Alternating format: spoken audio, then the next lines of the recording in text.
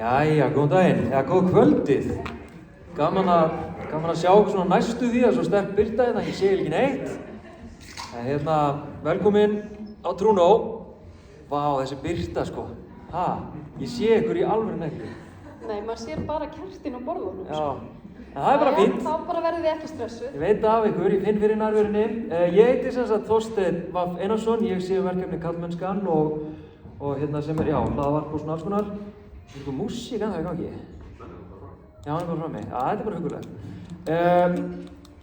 Já, sko, við ætlum að vera tvö. Ég bað semst Völu, sem er formaður Samtök grænkera, að vera með mér í þessu. Það er svona skemmtilegra, við séum kannski aðeins að spjalla. Svo fáum við náttúrulega gestina með okkur á Trúnó. En við verðum semst tvö hérna og auðvitað var ég samt bara kynntur, svona eins og svo gengur og gerist, lyfta köllunum upp, þá þarf að lyfta köllunum upp í þessu samfélagi. Þannig að já, við verðum tvö í þessu. Eitthvað sem að þú vilt segja svona í intróinu? Er það að gleyma einhverju? Nei, við ætlum bara að segja að það væri tilbúið á barnum. Já. Það er sem sagt vín og bjór á 900 kall. Einmitt. Það er nóg stólum hérna fyrir aftan ef að fleiri bætast við og við munum ekki sjá að fleiri bætast við því að við sjáum bara hérna kertin. Þið sem standið þarna við vegginn, þið með fókusættir. Já, stendur ekki. Nei, stendur ekki. Herðu, ef ekki bara leta?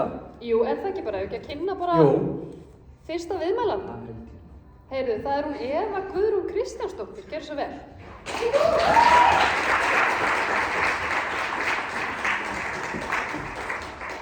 Heyrðu, hún Eva, og ég ætla að tala við hana á meðan hún sest. Eva nemur markaðsfræði við HÍ og er stofnandi og eigandi hlaðvarpsþáttarins Grænkerið sem fjallar á mannamáli hin ýmsu málefni grænkera, dýravelferð og umhverfismál. Einnig er Eva 2 barna móðir í sambúð og á köttinn Herbert. Velkomin. Velkomin Eva. Takk fyrir. Svaka kynning. Já, er það ekki? Já. Ljómandi góð. Þú ert með sem sagt hlaðvarpið Grænkerið og fékkst nú hvatningarverðlaun frá Samtökum grænkera daginn. Já, það er. Til hamingju með það. Ef ekki bara byrja á hvers vegna hlaðvarp? Já, veganisma. Ég held að það hafi verið svona kannski blandaðar ástæður og ég var að spá í því áðan eitthvað. Hvað væri kannski svona af hverju hlaðvarp og ég held að hafi verið alveg partur af því bara mér fannst kannski vini mínu og fjölskylda ekki alveg nenn að ræðu og svona ekki mikill eitthvað svona vilji til samræðna. Þannig að ég ákvað að gera svo allir aðrir Íslendingar og stofna bara hlaðvarp það sem ég náttúrulega að tala og tala bara og gefa það út. Og þannig að ég held að það er svona mix af hlutum en líka bara mér hefur leiðst frá því ég var vegan bara hvernig umræðan oft veganisma og ég var alltaf að heyra það þegar ég var vegan það er svona, þetta er svo ótrúlega erfitt og það er aldrei bara næringarskort og þetta með börnin og getur ekki gert börnum og þetta og bara svona allar ræðurnar fannst mér í þá en þær komu bara frá kjötæti. Þú veist, ég hef aldrei heyrt neitt vegan segja þetta við mig og auðvitað alveg erfitt að vera vegan og svona, en þetta var alltaf að koma frá kjötætum og segja mér hversu erfitt líf mitt væri sem grænkeri. Já. Lítið af vegunum svona, ég er að drepast úr næringarskorti og eitthvað. Já, ég hef ekki ennþá hitt þennan grænkera sem með næringarskort, þó að sem mikið talað hann. Já, en þú talar sko fjölskylda og vinir og eitthvað svona sem er ekki alveg að skilja veganismann og það er svona með hlaðvarpið en sko, hvað verður til þess að þú gerist vegan? Sko, ég held að veri aftur mix af mörgum hlutum. Ég hef alveg verið svona forfallin dýravinur frá bara barnsbeini og ég var svona óþolandi krakki sem var alltaf að koma heim með týnd eða veikdýr. Jafnvel þeir sem voru ekki týnd en ég á betra heimili. Ég tengi svo mikið sko. Og ég man alveg eftir bara í útlöndum að hafa komið heim með einhverja fuglsunga sem ég fann inn í einhverjum bara dögst, þannig að ég var alveg þessi krakki og svo var ég líka í hestunum og þá var ég sko viðkvæmi krakkinn af því mér fannst eitthvað kannski ekki svona og ekki hinsegin. Þannig að þetta var svona mörg einhvern veginn mix af því að ég fannst eitthvað off við þetta. Og mamma mín sagði að ég hefði sagt þeirra bara sem barn að ég vildi skera grænmetisæta. Ég þess að halda áfram að borða skinku og kæfu og eitthvað svona sem er svona rosalega, ég tengi við þetta því nú ég er börn sem tala svona stundu svipað sko. Já, en ég held að þetta sé bara aðalega sko að dýrin hjá mér. Ég er bara svona réttinda pési kannski fyrir svona dýrum eða þeim sem svona minna vega sig og hef alltaf svona tekið mjög inn á mig ef enginn að sinna ykkur svona hlutverki. Sem eftir svona dorgveiðikeppni á Bíldudal þar sem kom segja bara að fiskurinn komin upp úr vatninu. Það var ekkert mál að veiða hann ofan í vatninu síðan hann komin upp úr og ég horfði bara í augunum á honum og hann var bara að kveljast. Hann var bara að reyna að lifa og það einhvern veginn svona, það voru svona mörg svona mómenti gegnum ævina sem ég einhvern veginn svona bara, wow, þetta rosalega off, eða þú veist, þetta rosalega ekki lagi.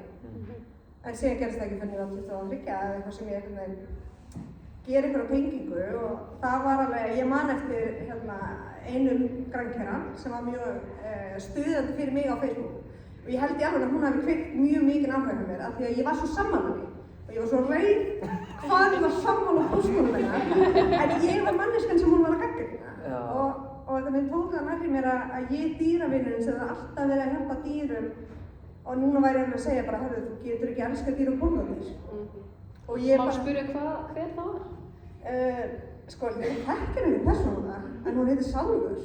Nú, þetta bara íslensk kona? Já, þetta bara einhver skvísa sem maður með á Facebook, einhver sem hann þekkir back in the days.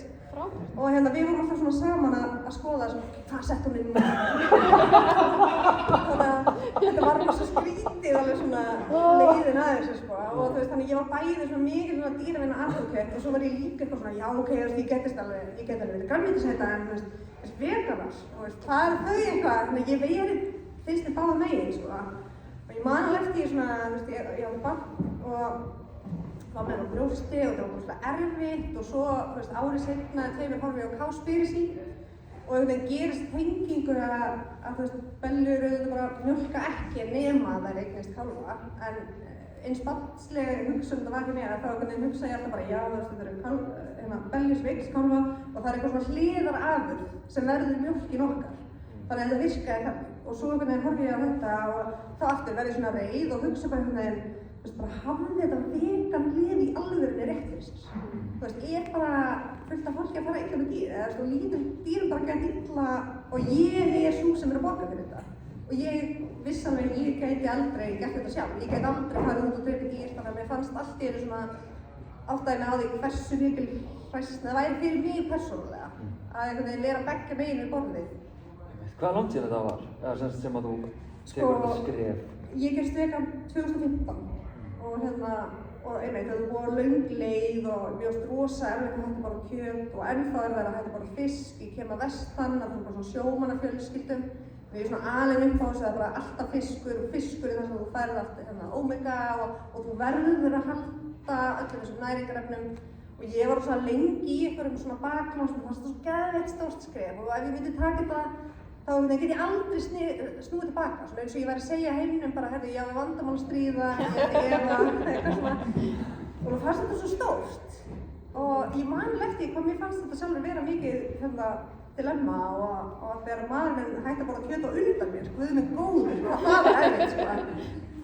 En svo bara loksins sleppti ég takinu og þá var það bara svo hæg. Og það gerðist ekkert. Nei. Mér langar aðeins að gera þetta persónulegt fyrir þig. Okay. Ja, þú veist, þú ert alveg opinská með það þína heilsu. Já. Og af því að veganar fá svona gagnrýni fyrir það að vera ekki að næra sér rétt og hvað með börnin og allt þetta. Og sérstaklega þátti að vegan fólk verður veikt. Já. Þú veist, ég meina auðvitað ert þú að glíma við heilsubrest, þú ert náttúrulega vegan. Skilurðu, að þú veist, ertu að díla við einhverjum svona dilemmur af því að þú ert að glíma við heilsubrest að það sé þá vegna þess að þú ert nú vegan? Sko, ég man alveg eftir, ég hef verið svona svolítið lengi með bara rosalega verki í líkamanum og bara upplifa hverjum einstu degi ég er rosalega verkið og mér líður rosalega illa og það er ekkert að mér. Ég er búin að fara í allar rannsóknir sem til eru öll tæki og það er ekkert að mér, hef ég heyrt í fjöldaga. Og ég var 30 á seinasta ári og þetta byrjaði bara þegar ég var mjög ung. Þannig ég hef aldrei verið tilbúin að bara samþykkja mig við að ég eigi bara að éta verkjalyf og gera ekki neitt og það sé ég alveg ekki að gera neitt. Og ég man alveg eftir á tímabili, þá var einmitt bara að þarfst ekki bara blóðuga steik. Þannig ég hef alveg fengið þau komment í gegnum ævina. En síðan einhvern er ég greind með vefjagigt og þá svona opnast fyrir mér svona svolítið annar heimur. Og ég hef alveg fengið þessi komment en mér fannst svona strax ég væri komin með einhverja greiningu að þá var svona stefti mér aðeins, sko.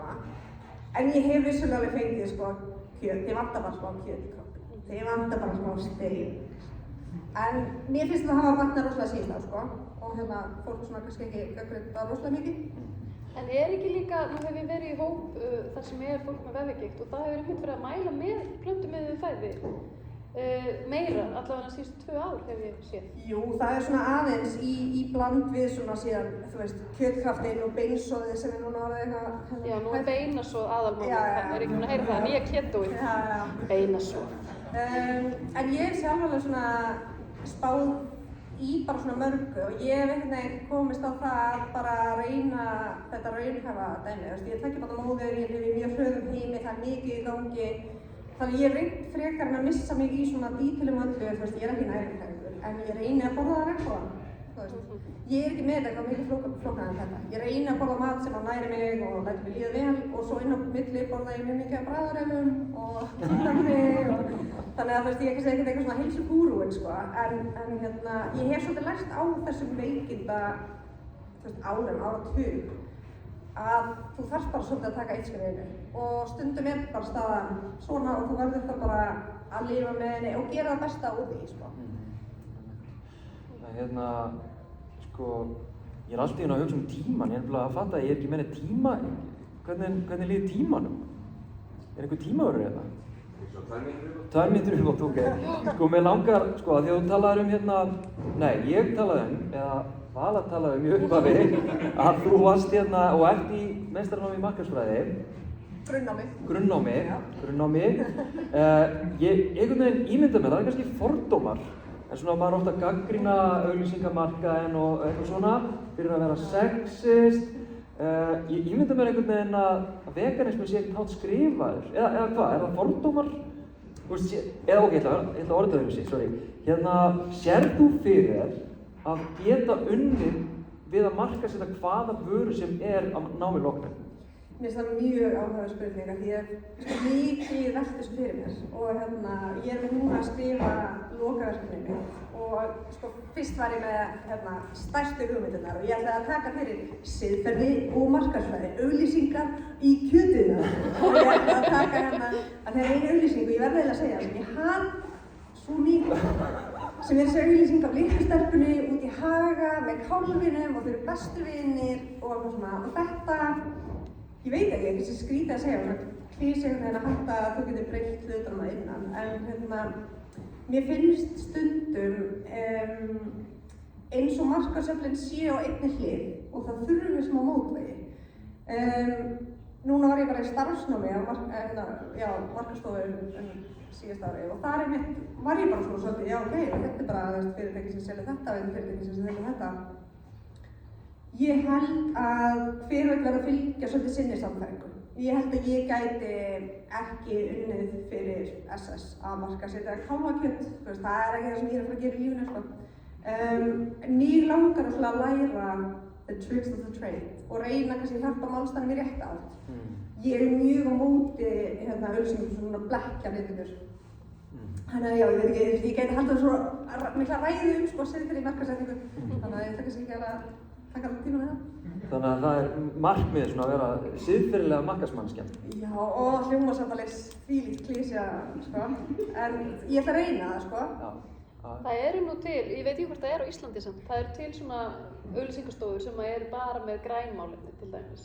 Já. Sem vilja bara, þú veist, hjálpa fyrirtækjum sem eru í einhverjum svona umhverfisvænum, sustainable málefnum, sko. Og ég held að, þú veist, ég held að markaðurinn sé alveg að færast í þessa átt, ég held að taka smá tíma, en ég held líka að við þurfum einhvern veginn að, ég veit ekki rétt að orðið á íslensku, en svona infiltrata allstaðar í samfélaginu til að bara, að ég held að mörgum stöðum sé það ekkert eitthvað svona kannski mjög mikil meining í því, en óvart smitast út bara einhver fyrirtækjanefning og einhver svona konsensus að svona séu hlutirnir og þeir séu lægir svona, við ætlum bara að halda áfram svona og ég held að stundum þurfum bara að koma inn kannski ný augu sem eitthvað svona, hvað með við sleppum, einmitt, eins og Axel var að taka í stjórninni dæmi að hann hefði verið að vinna auglýsingu og fengið að skipta út kjötmáltíðinu borðinu fyrir bara einhverja kjötnútrál máltíð.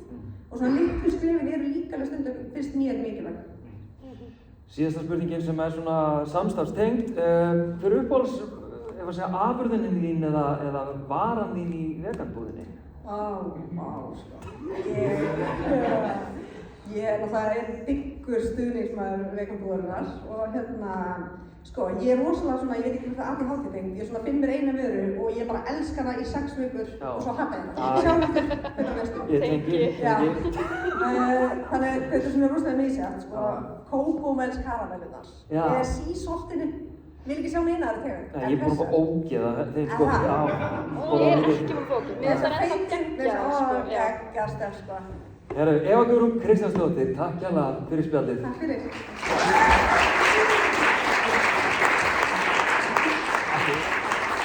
Ekki að lega fólk að spyrja. Ekki að lega fólk í sal að spyrja. Já, ætlaði ekki að gera það síðast. Jú, áfram bara. Já, það ekki bara. Jú, við höldum áfram. Já. Hönnuðurinn okkar þarf aðeins að endur hanna sviðið hjá mér. Ég fór satt að spá þegar hún tala um þessi markaðsmál. Ég vann sko einu svona auglýsingastofu, bara í ár sko, ég endist ekki lengur af siðferðilegum ástæðum.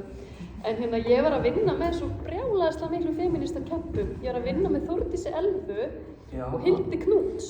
Já, við. Þetta var bara, þú veist, en við endumst ekki lengi á auglýsingastofu, ég var að segja það. En þær voru þarna í textadeildinni og ég var svona viðskiptastjóri.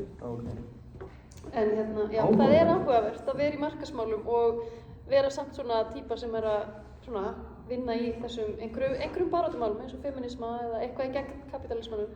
Það passar ekki alveg saman í mínu lífi. En Eva, ég hef samt fulla trú á þér. Heyrðu, við ætlum að kynna næsta viðmælanda. Það er hann Arnór Dan Arnarsson. Bara gjör svo vel.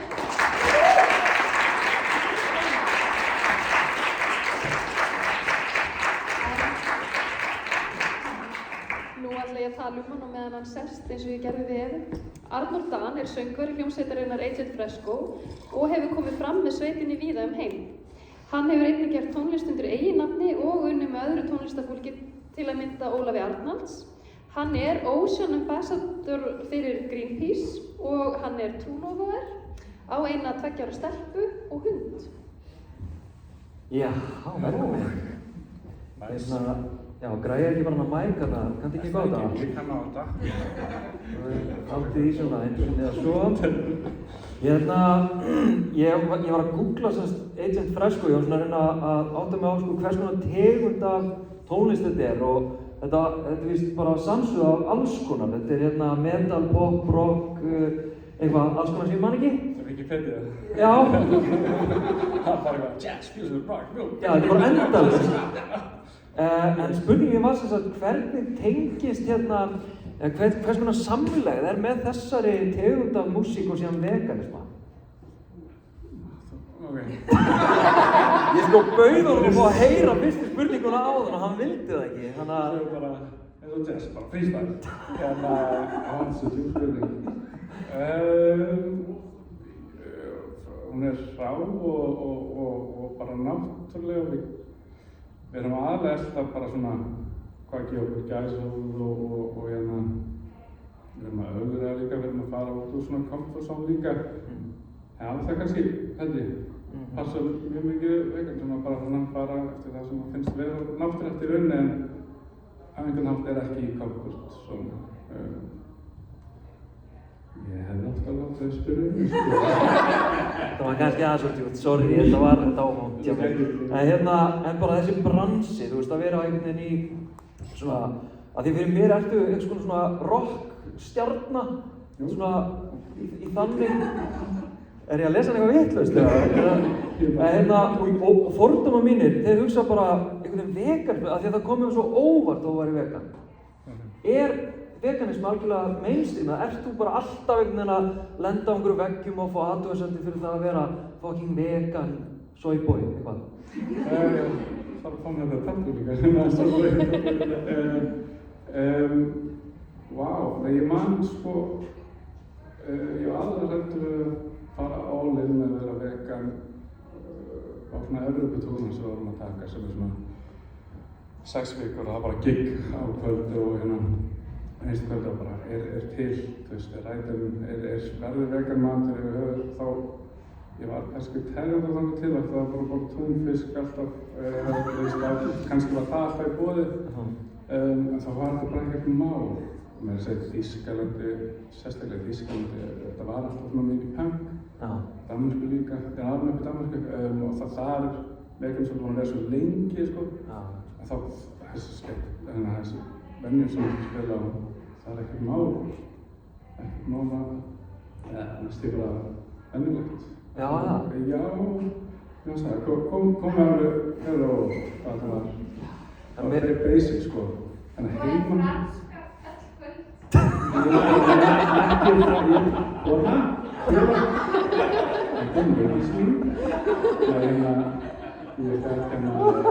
Ég bæði pítsu á ást, hversu erfitt getur þetta verið? Þetta fólkast upp svo oft, ég bara fyrir bara franskar og það. Við erum líka með rætur, við ráðum þetta bara hvað verður í boði. Takk fyrir því. Hún geggja einhvern veginn sem hitta í stjórna. Ég var að klára með túrrætur, ég veit ekki hvað ekki. Hún heyrðu ekki alveg setningunum og ég hvað var hann rætur? Hún eitthvað, banana, mikið súkkulaði, ég eitthvað, já, samanlega. Og það stoppa, panadíl eða eitthvað, túr. Og hún eitthvað, hvað var bóla, það var túr. Og ég borða það saman. En sko ég var einhvern veginn að spjalla við, ég man ekki nákvæmlega hver það var. Það var einhver sem hvort hann var vegan eða bara grænmetisæta eða eitthvað, og svo var hann fastur í einhverjum aðstæðum og hann þorði ekki að segja sem ég borða ekki kjöt og bara lét sig hafa það. Hefurðu einhvern veginn lent í þannig aðstæðum og þú hefur ekki fengið að borða einhverja daga eða eitthvað? Þú bara, ég verð að éta þetta, ég bara verð að borða eitthvað. Þú hefur ekki lent í þannig ekstrím aðstæðum? Nei, ég man að ég fekk mér croissant og við vorum að keyra. Maður vaknaði bara, maður var einhvers þar í Frakklandi. Ég fekk mér croissant og það var skinku inni og ég var bara, ekki skilka, þú ert ekki að æla og ég var svona að labba út og ég gerði svona klassíska á saman tíma kom bara einhver kona lappandi á mig ég gæti að pardon, sorry mókaði svo mega mikið maður ég bara, þetta var svo skrítið að smakka skinku aftur og en hún skinka hún var skrítið, ég veit ekki hvað það var en nei, ekkert þannig ég held að kebab væri það eina sem ég myndi bara svona, oh my god að ég borðaði kebab daglega í Danmörku og bara frekar óvart líka, þannig ég get líka bara verið kannski svona smá posterboy fyrir alla sem er ekki góð í að elda eða bara fæði sér pizza alltaf á burger, það ég þetta er svona fokkin einfalt að fá sér vegan pizza og burger, það ekkert mál það þér ekki holdt og sigrina, það ekki alltaf holdt, það kókíana En sko, það sem nú datt spurningin út sko, það að versta við að vera svona live að þegar ég í hlaðvarpinu sko, þá get ég klippt þegar ég dett út og ég með athyglisbrest, þannig að núna datt ég út Já, ég skal bara taka þá næstu spurningu af því ég fyrir að vita sko, hvað landsjó varst þig, hvenær varst þig vegan? Það Vigdís! Já, það er 5 ára anniversary og þá var það bara eitthvað svona æskukalinn eitthvað hann lítið svo búinn að gamla sætta síðan 2010 og við erum bara verið saman líka síðan 2010, Vigdís! Vigdís, vilt þú vera með mér? En þannig að hún hefur verið svona að lemja á þetta aldrei? Nei, í rauninni ekki, þess vegna á ég ekkert inni núna, ég þarf að bíða ykkur ári viðbjót, þannig ég má ekki púla, þú veist, þarftu virkilega alveg ást, þú veist, af því ég var alveg bara, þá var ég búin að vera í 5 ár bara að fá með bræðing og eitthvað svona bara það framan, Vigdís þannig, hún á inni, þú veist, ég á ekkert, ég get ekki verið eitthvað. En hvernig var transitionið, þú veist, af því að ég ætla bara að játa það að ég kem inn í veganisman út af konunni minni, það er bara þannig, hún hafði þessi áhrif, hún var ekkert alltaf eitthvað ætlar ég alveg að borða þetta? Þú veist, það var ekki þannig, en það hefur áhrif að búa með konu sem vegan og vera einhvern veginn líka með, komið með hausinn, þú veist, þannig að mitt transition tók alveg tíma og það bara gerist náttúrulega. Þannig ég svona veltaði fyrir mér, þú byrja með henni, hún vegan, grænmetisæta, hvernig ferlið? Er þetta bara svona allt í einu vaknar einn daginn, vegan og þú ert vegan, eða er þetta eitthvað ferlið sem á sér stað? Það var saman sko, og sagt að það með káspyrisi. Ég var búinn að maður auðvitað sko, maður viljandi ekki heldur að sko mikið og ég man bara að horfa á myndina og þetta var svo einfalt að það bókstaflega bara svona takki og þá ég líka bara jákvæmt að maður frekar svona all-in perfectionist eða whatever sem ég vinna í hann að frekar auðvitað fyrir mig bara kvæta, hægt að bóra sig, ég fór ekki leiðið fyrir ykkur en það var ekki mál fyrir mig að það er svona extreme meira raut að ég að gera eitthvað 50-50 eða eitthvað áður bara on and off en þetta fór svo mikið svona þetta var brutal og hérna ég er mjög svona visual minni líka þannig ég bara annars var ég bara ekki myndband sem ég ekki með af sér myndband skilur og hljóðið sem það var líka bara þannig að það er bara ekki náttúrulegt, það er ekki náttúrulegt. En ætlar að klára þetta, sorry? Já, nei, bara þetta reset, bara ég get ekki heldur eitt af mér viti sig heima bara hvað maður segir en ég get ekki dæmt annað og líka fyrir hvernig það bóla svona þetta við getum auðvitað alls ekki bara út í það var gaman, en ég heldur ekki að tala í marga klukkutíma bara um svona mikro og makro svona spektrum að bara hvernig við menninlega bara hvernig við erum hvað er eðlilegt fyrir okkur og hvernig ég ólst upp og hvernig þið ólst upp og hvað þannig aðstæður er kringum þig líka bara umhverfið hefur hann mikið pláss andlega til að hefur pláss til að breyta til sig það er vandamál líka þá er komin líka svona social það er svona ögra umhverfinu það þarf í rauninni vissan styrk til þess að ögra norminu en myndirðu segja út af því að þú veist, nú ert þú tónlistarmaður og kannski vanar í svona athygli og líka gagnrýni og svona að það sé eitthvað sko leið að maður hefur einhvern tímann ögrað norminu og farið út úr einhverjum kassa það sé kannski líka þess vegna auðveldara að bara taka þetta skref og ekki taka inn á sig og einhver gagnrýni þig fyrir það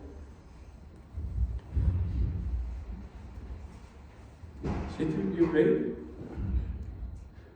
ég skil þig en á saman tíma skil ég ekki ég sko mér finnst það ekki svo kannski er það búið að vera mikið heima á steininu í hvað ég hefði spakkur maður er svíkir líka læfnilega en ég er ekki að upplifa og maður finnst það bara svo sjálfsagt ég er alveg aftengtur það að vegan er eitthvað ekstrím mér finnst það svo eðlilegt og saman tíma mikið skilning líka Greinlega frekar venduð umhverfi Já, þú ert greinilega með frábært fólk í kringu þig Það var Vigdís Já, Vigdís Hérna Ég þarf að komast aðeins með það Já, þú voru að komast út en hérna, ég var að fá skilaboð hérna tímann þannig að við ætlum að fara í karlmennsku hugmyndir og Greenpeace og alls konar við komumst ekki þangað, við tökum það kannski á einhverjum öðrum vettvangi síðar en það er lokaspurning samstarfsspurningin viltu velja hana? Já, hérna núna þegar þú ert orðin vegan hvað er, fyrst þú hættir að borða ketan hvað er uppáhalds skyndibitinn? Orðin og Vigdísi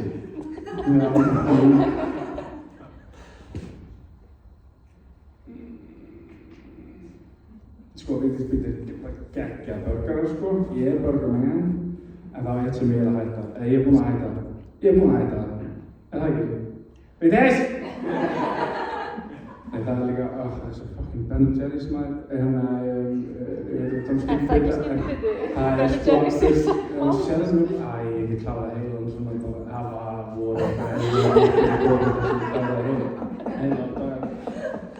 það er ekki gott, það er bæðið sigrið líka, elskunar, eða bara við þurfum aðeins Já. Það er nefnilega alls konar Hætti þetta farin í veganbúðina?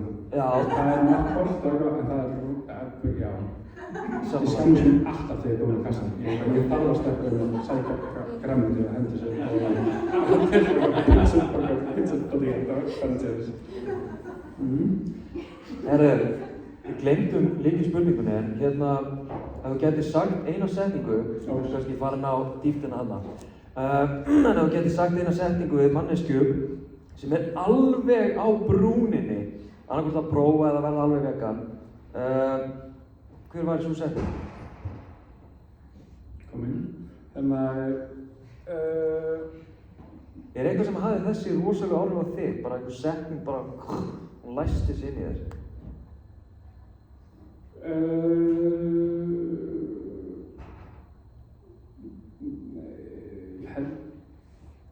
Ég er með smá, kalla maður mantra eða eitthvað svona. Það er að ég er að reyna að bara hugsa minna, finna allt og gera minna. Það er bara að maður getur líka dótt í svona að hugsa svo mikið bara, veist, það er ástæðan fyrir þú komin þangað. Það er eitthvað hér. Og ég var mjög duglegur í mörg ár að hunsa tilfinning og hverju mjög hratt upp í einhverja hugsunarróf og komin langt. Þannig að það er það sem ég er að vinna með og ég held að það er bara hálft fyrir okkur öll bara, ég held einstaklega við finnum það, veist, það er bara það að taka smá moment, finna, hugsa minna, tala minna, gera meira, bara do it! Geggjað, Arnór Dan Arnarsson, takk hjá fyrir spjallið. Takk fyrir.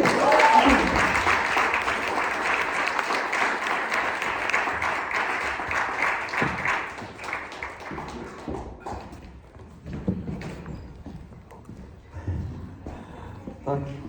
Herri, við ætlum að halda áfram. Jules, er hún ekki komin? Jó, fáum Jules Chambers upp á svið, velkomin. Og ég ætla að lesa hana Jules. Jules Chambers er fædd og uppalinn. Já, gefið þið góð klapp.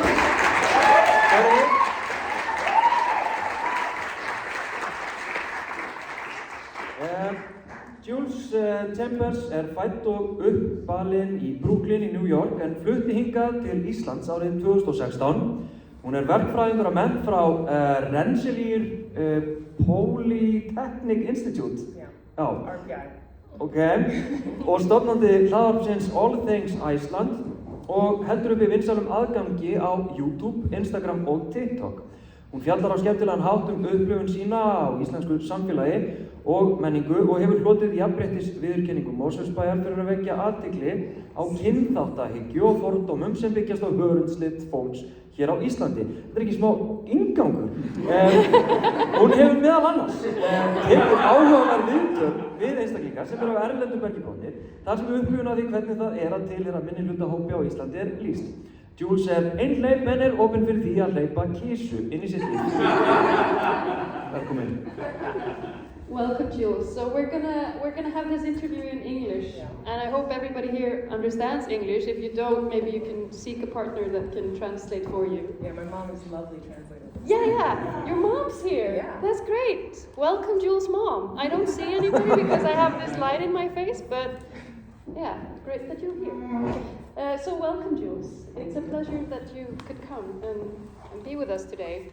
The first question is pretty basic. When and why did you become vegan? Okay, so officially, I was totally vegan since, I have been totally vegan since 2015, but it's been a journey getting there. So as a kid, I was one of those kids who would like always, I was trying to figure out. Sorry. Thank you. Probably a little bit closer, without like... Yeah, not literally putting my mouth on that. So as a kid, I was always the one who would like, no one finished their milk, I'd be drinking their milk. And I had no idea I was lactose intolerant. So yeah, it was horrible. I always had horrible stomach aches. And I went to Catholic school, and so Catholics are really good at guilting you. So I thought whenever I had a stomach ache that God was punishing me. Yeah, so like for a long time I was just like, I'm just a terrible sinner. Having diarrhea every day. But Actually, it was like starting my brain being like, maybe this milk thing and the cheese thing isn't good. So I started like stop, having them because it wasn't good for me. And then later in like 2011 and 2012, I randomly saw someone talking about being raw vegan. And I was like, I'm gonna try that. And it was so early on in the raw vegan movement that I literally was just eating avocados all the time. It was very unhealthy. And again, like it was just so extreme too. Like I went to parties, I had to bring all my own food because of course no one was serving raw vegan anything anywhere except for like one restaurant in Brooklyn that I'd go to and spend $13 on a raw hamburger if I wanted to like someone else to make me food. So I stopped that, but then just being lactose intolerant, not liking fish, feeling like meat made me really heavy. I basically was like a octo-vegetarian in a way. And then I was like, you know what? I'm gonna try being vegan for 30 days, just see how it feels. And it was amazing. I felt so good. And after that, I was like, that's it. I'm just gonna keep going. And then you just tried everything. You were eating vegan junk food and everything? Absolutely, yeah. I mean, the best part, I love to cook, so cooking at home was great. But of course, going out, especially if you're drinking, right? Like you want to go somewhere and be able to like have some French fries or a hamburger, or of course, if you're not drinking, you don't have to drink to eat these things. But in my case, it was just living in New York City. There were a lot more vegan places popping up at this time as well, and so it just became more normalized. Yeah. And this was what year then? That was 2015. Oh, okay, yeah. So you wouldn't say it was like a difficult transition? Well, it wasn't difficult for me. It was more difficult for people around me, because it was like, what do you mean you don't eat eggs? You don't eat fish? Like it was like go down the line like what you don't eat, and it's like, but what about this? And it's like, well, no, I don't. And fish, for some reason, in people's mind, do not like equate to animals. I don't understand why, but it's often very hard. Like my grandmother, for instance, like she likes to cook me something, and when I go over to her house, she'd be like, "You don't eat anything." Yeah. So here's a plate of vegetables that I steamed, and that was it. So that part was more difficult. It was just like acclimating other people to the idea of what vegan is. So I did some reading, and I looked up some numbers because I had heard, because I follow some like black vegan activists on social media, and according to a recent survey, like 8% of black Americans are strict vegan or vegetarians, compared to just like 3% of the general population in the USA. Why do you think that is? I don't know. I think that's great though, and I also am aware of the fact that in the black community there are a lot of health difficulties around eating and lifestyle. Like my father, for instance, who unfortunately is no longer alive, he had diabetes, his mother had diabetes, and these were lifestyle diseases, meaning, of course, genetically you can have maybe predisposition for diabetes, but if you're eating certain foods that, of course, raise your blood pressure or your sugar levels or whatever else, then you're more likely going to get it. I mean, the percentage goes up astronomically, and I think this is a big response to that.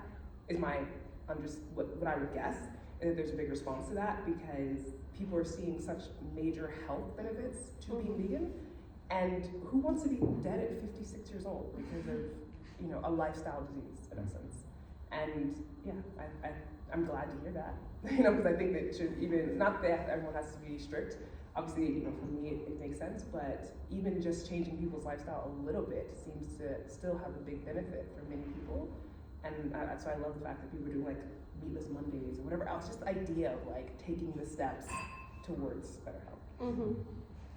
And how do you feel like the vegan landscape is on social media? Do you get like positive feedback when you mention that you're vegan or plant-based? Yes, thankfully I do. I also get interesting feedback, right? So like everyone has comments, and you're totally, allowed to have your comments. But I feel like some people oscillate on extremes sometimes, to the point where, I had one person, and it was great. She was just vegan, and what she messaged me about was not even about veganism, but she had to tell me she was vegan. Like, it was like a really interesting thing. Yeah. We were talking about looping, actually, because I was showing that I was wearing that looping crown. I made one in the summer, right? And she was like, that's terrible for the environment that you're picking those flowers. And I was like, actually, those flowers were terrible for the environment. and then when I told her, she was like, oh, I had no idea that you had already written in your post that these are like an invasive species in some areas of Iceland. And because she signed it from a fellow vegan, like with a heart, when she had written me this message about how this is destroying the environment. And I was like, what was the point of telling me you were vegan, right? Like, I don't understand. So it was one of those like really passive, sort of aggressive. Like the Catholics. Yeah, the Catholics, right? It was like people oscillate on, and then other people being like, but why would you be vegan in Iceland? There, like it was like trying to tell me that it's impossible to be vegan here, and I'm like, I live here. And it's not, right? And that's the point, is I'm trying to show people that you can go out to dinner, with your family who might not be, like yourself, vegan or plant-based, and you can still eat delicious food. Yeah. And there are a lot of restaurants. It's so surprising to me how many restaurants in Reykjavik have at least one vegan meal on the menu. In New York, when I was there over the summer, it's a lot more segregated in a weird way. So there's a lot more restaurants who don't really give a crap. It's like someone if you're vegan, I don't care.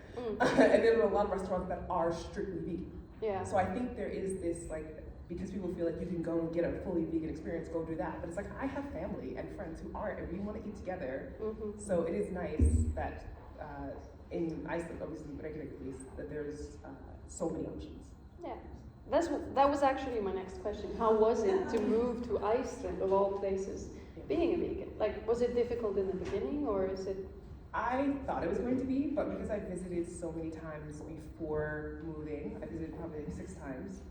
I'm very, I'm a planner, right? So I look everywhere at things, and it was in January. So my first visit was 2013 into 2014 for New Year's. Okay. And I was visiting my partner, ex-partner now, family, and it was so much fun. I had a great time. And we were in the store, and everyone's like, it's Veganuary! And I was like, I've never even heard of this. What is that? And so I got introduced to Vegan January in Iceland, and in stores they had little signs on the freezer. It was vegan, and even though it was just a little slither, it was still there. And I was like, do Icelanders embrace veganism? This is weird. I didn't get it. And we both were pleasantly surprised. I was like, I already knew I was gonna move, but I wasn't, sure about how it would work over. And then his family, his mom would cook me a nut steak. Every time I would have a nut steak, mushroom gravy, and she's like, but it was the fact that she even made that effort. Yeah, I mean, a lot of people think that's the only thing we eat. But it was actually amazing. a nut steak. To this day, I am extremely grateful because she didn't have to do that. And there were plenty of people being I went over to someone's house once and they literally look in my cabinet and see what you can find. I don't live here. This is weird. I'm a guest. You know what I mean? I wouldn't do that to somebody and being look at my house and just cook yourself something. It was a strange reaction to them feeling bad that they didn't have something, so their way of doing it was oh, just eat whatever you want here. And it's you're not in the same lifestyle as me. I don't want to sit here and make beans in your house. So, yeah. That is weird. I've not experienced that, even though, I'm glad you haven't. Yeah, I've experienced a lot of strange dinner parties, but yeah. So we're gonna go into the fun final questions. What's your go-to in veganbúðin? I see on your TikTok that you often, talk about veganbúðin, and you are an advocate. Yeah, I'm there a lot. And, they have a lot of my money. It's every month I'm allotting money to veganism. So my go-to, does it any type of food or? Yeah, any type of food. What's your now? What's your favorite? Well, I'm a big fan of Beyond Meat, especially when my mom is here, because even though I like to cook stuff that's not fake meat stuff, she and I will make pancakes and sausage or something, and it's nice for her, and she loves it, and I'm just yes, good, this is something that bring me over. But also the Wellington is amazing, so for holiday parties, I usually get that. They have the least, I don't want to say cheapest, but I think it's the cheapest beans the organic beans in a can. It's like 199 kroner. Yeah, actually, I think you're right. Yeah, I've never seen them. But first of all, they're organic. That's Yeah. amazing. And 199, I feel like I'm almost like getting away with something, you know? And I think it's like impossible to buy something under 200 kroner. So I always go there and buy my beans. Like some different barbecue sauces. They have this, I think it's called Bullseye. It's a barbecue sauce that's really tasty. And they used to have these chicken pieces that I would use, and then like gluten. So I make my own seitan. So going there and being able to buy the powder, buy the wheat gluten powder. And then I just buy really random things. Like that's my other thing. It's like, oh, that's new. I've never seen that. Let me just. that is like my joy is to go to Veganbooth and be like, what is different here? What do you need me to buy? I'll try it at least once, and then if it's good, I'll come back and buy it again. So yeah, and Ezekiel bread. There's cinnamon raisin bread. If you put that in a toaster and put some butter on it, it's amazing. Okay. Absolutely amazing. Yeah, it's you put it in the freezer, so you have to preserve it in the freezer because it's sprouted bread. Yeah. So it's very healthy, but it doesn't taste healthy. That's the key. And so it was to get me to keep eating it. Yeah. I'll have to try that. And I sent all of you a question to think about. If you could just say one sentence to a person on the fence about trying the vegan lifestyle, what would you say? I would say, take 30 days and literally just try it. And if you feel good afterwards, keep going and see how long it goes for you. That's perfect for our Veganuary program here. Thank you so much, Jules, for coming. And we're going to continue.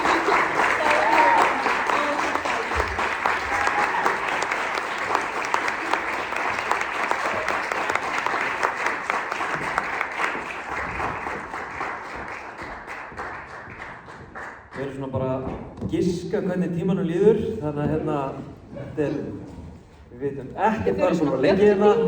Þegar við erum að fara yfir tímanum. Já, en höldum bara áfram. Við ætlum síðan á eftir að bjóða upp á, fáum þeim bara öll hérna á eftir upp á svið og leiðum ykkur að spyrja ef þið eru að brenna inn einhverjar spurningar, bara svona ef þið eru að pæla. Ef við höfum tíma fyrir það, sjáum hvað tímaverður segir. Við ætlum að halda áfram. Já, það er mjög gott að fá kannski smá ding hérna þegar við eigum að fara að kötta. Daníel Ingi Sigþórsson, ef að fá þig hingað.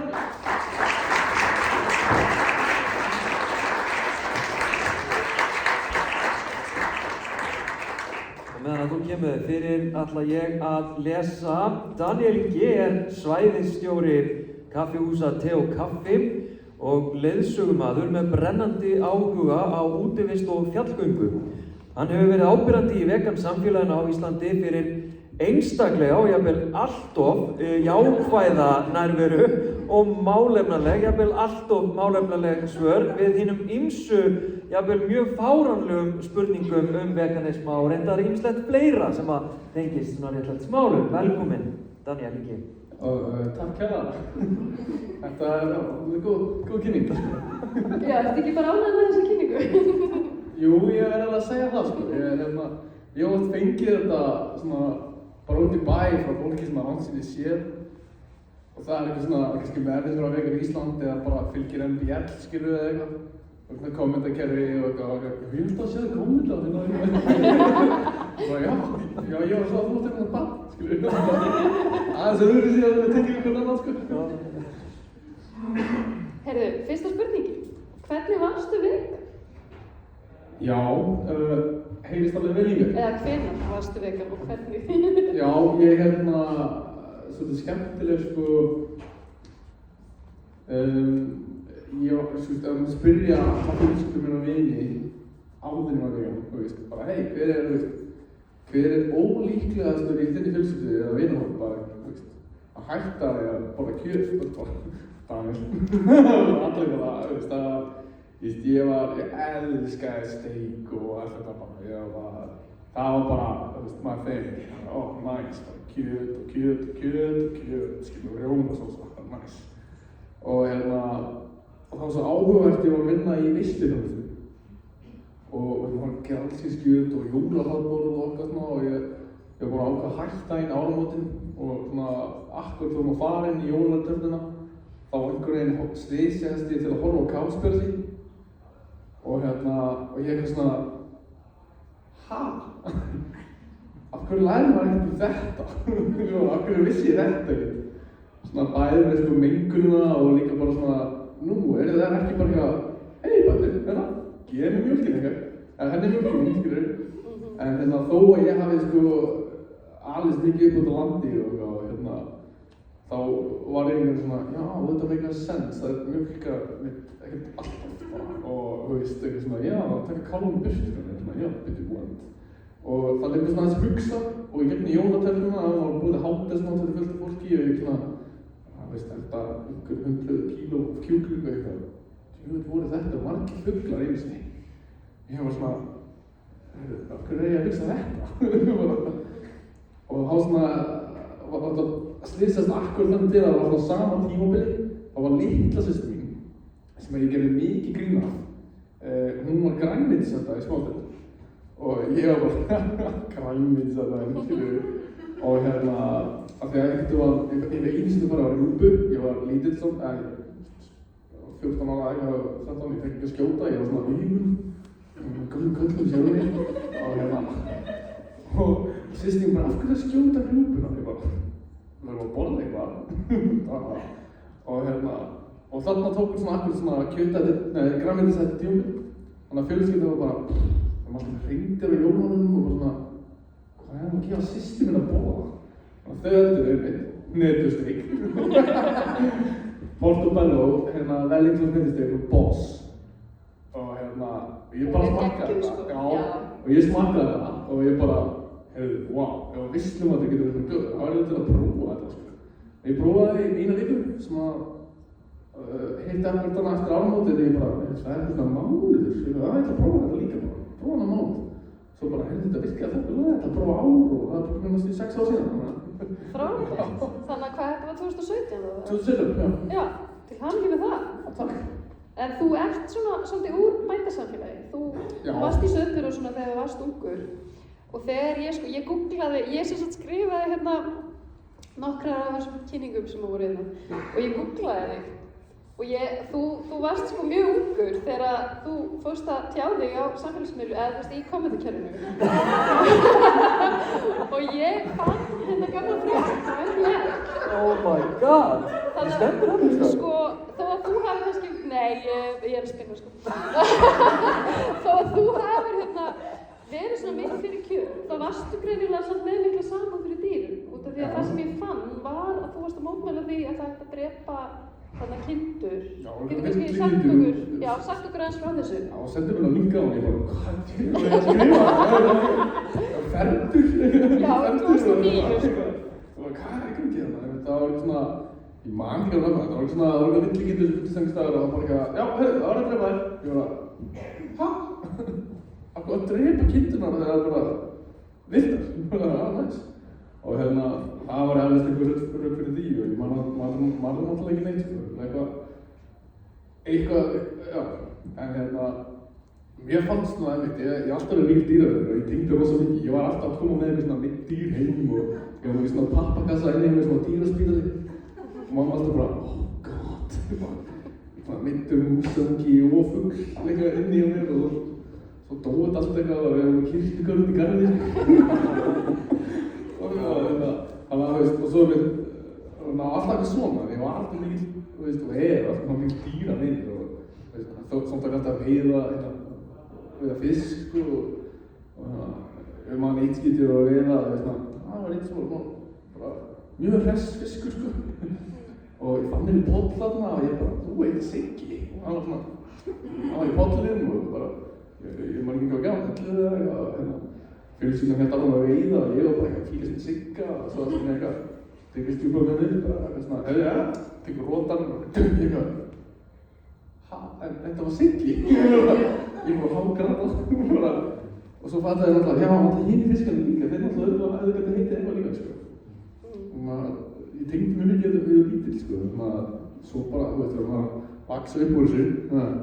Já, en hvernig fannst þér svona að koma út sem vegan í þessu samfélagi? Sko, ég var að reyna að muna þetta, sko.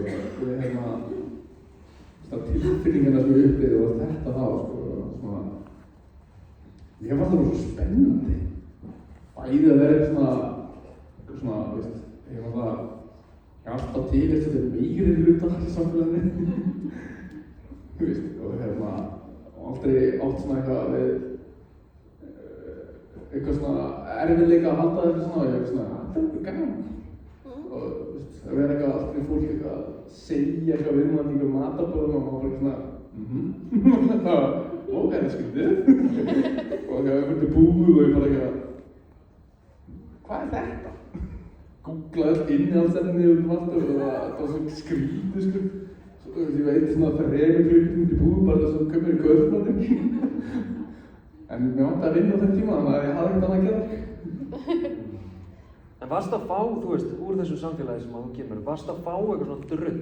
Já, sko, þetta er svo skemmtilegt, þannig að sko, mamma mín og amma mín, það er borð ekki kjöt og af heilsufarsástæðum og líka bara, já, það var engin áhugaður. Það er alltaf báða verið pesketerinn og bara mamma sín mann eftir mér og amma bara síðan að mamma mann eftir henni, sko,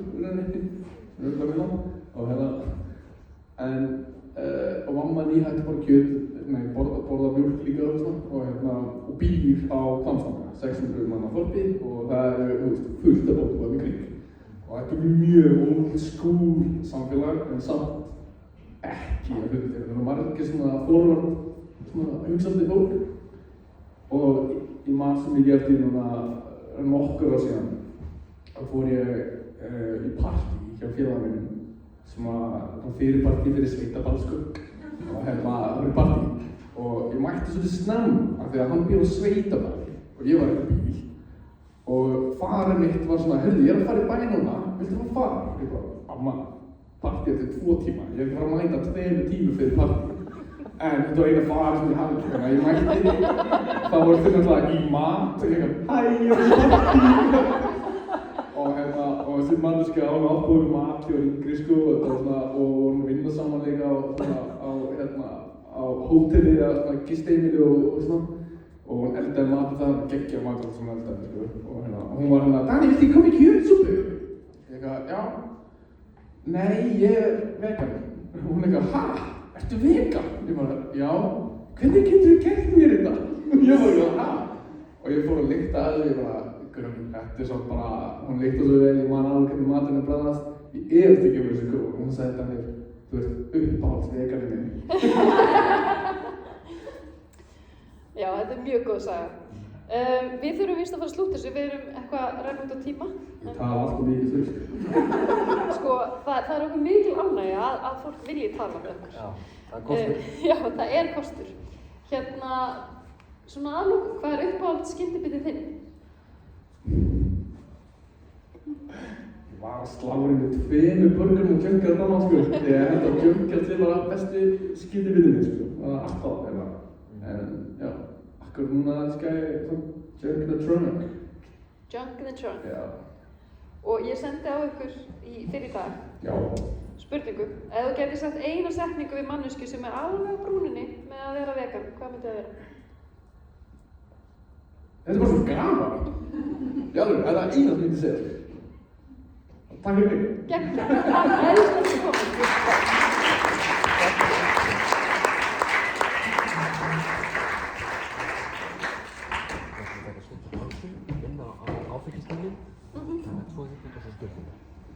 Jú, við erum með Axel, hérna, harður og góður stjórnandi. Hann vildi benda okkur á það, við ætlum að taka pissupásu í 10 mínútur, leyfa ykkur að fara á klósettið og fara á barinn og nýta ykkur það góða tilboð sem er það. Svo erum við reynda líka með frábær endurskinsmerki til sölu til styrktar samtaka grænkera og veganuar og líka bókina Frelsum dýrin. Heitir hún ekki Frelsum dýr? Frelsum dýrana, já. Það er bara þarna á borði, en endilega bara kíkja á klósettið og barinn. Og svo komum við aftur eftir 10 mínútur. Á ekki að kveikja tónlist svo þetta sé minna vandræðalegt. Þetta er svolítið vandræðalegt sko.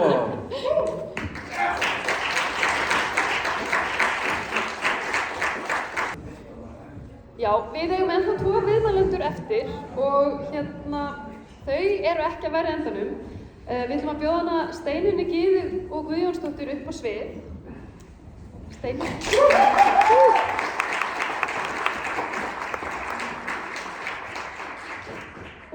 Steinunn talskona stígamóta.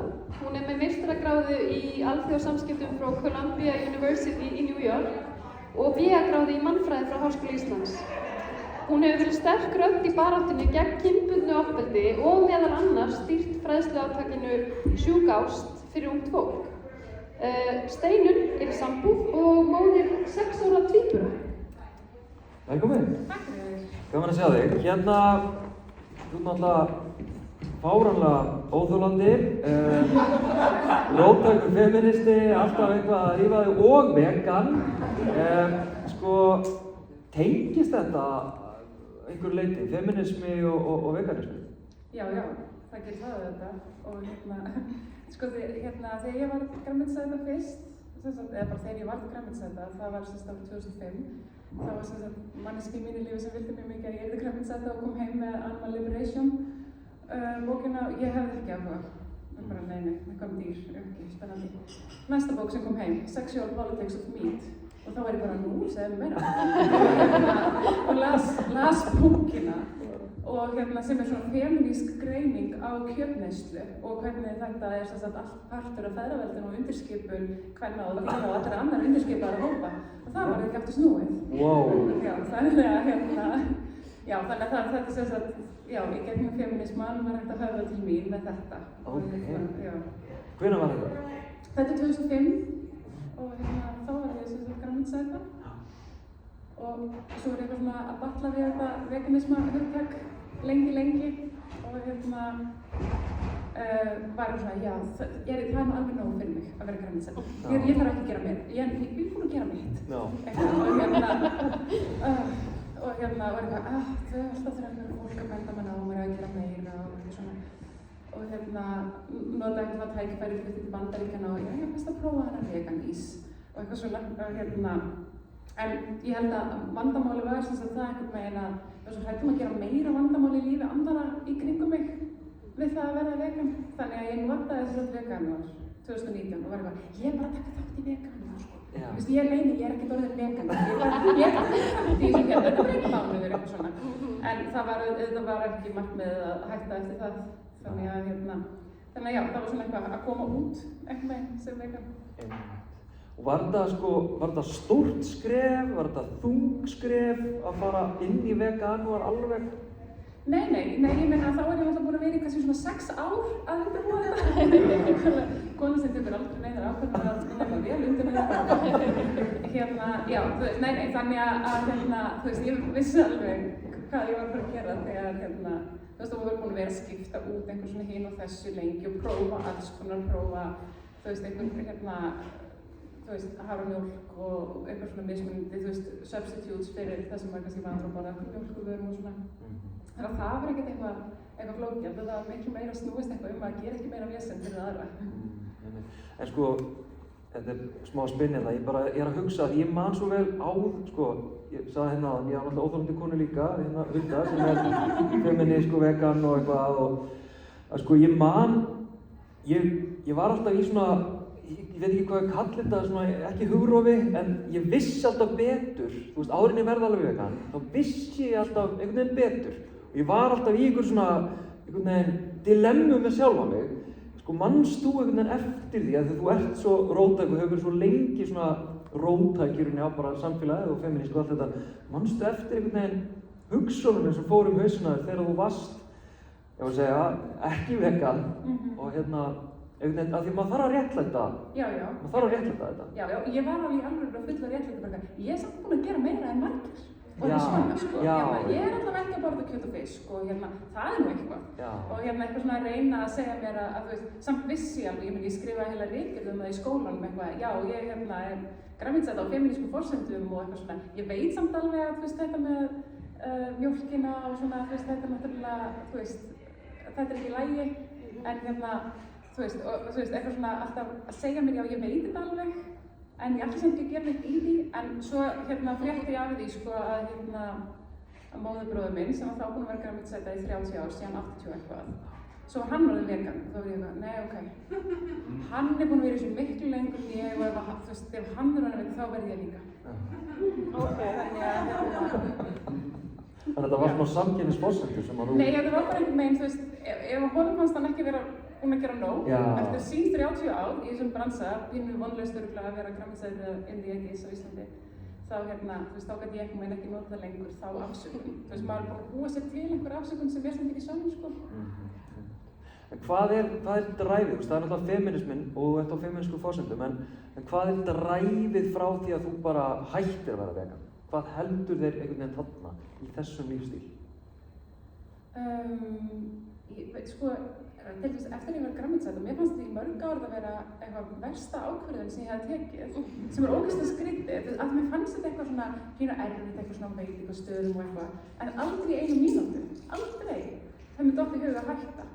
Það er bara einhvern veginn þegar maður einhvern veginn veit, einhvern veginn í hjartanu að maður ætlar ekki að borða fleiri dýr, þá er bara, maður snýr einhvern veginn ekki við af þeim einhvern veginn, þeirri vegferð, ég veit ekki, ég ætla að, þannig að það er bara það, einhvern veginn,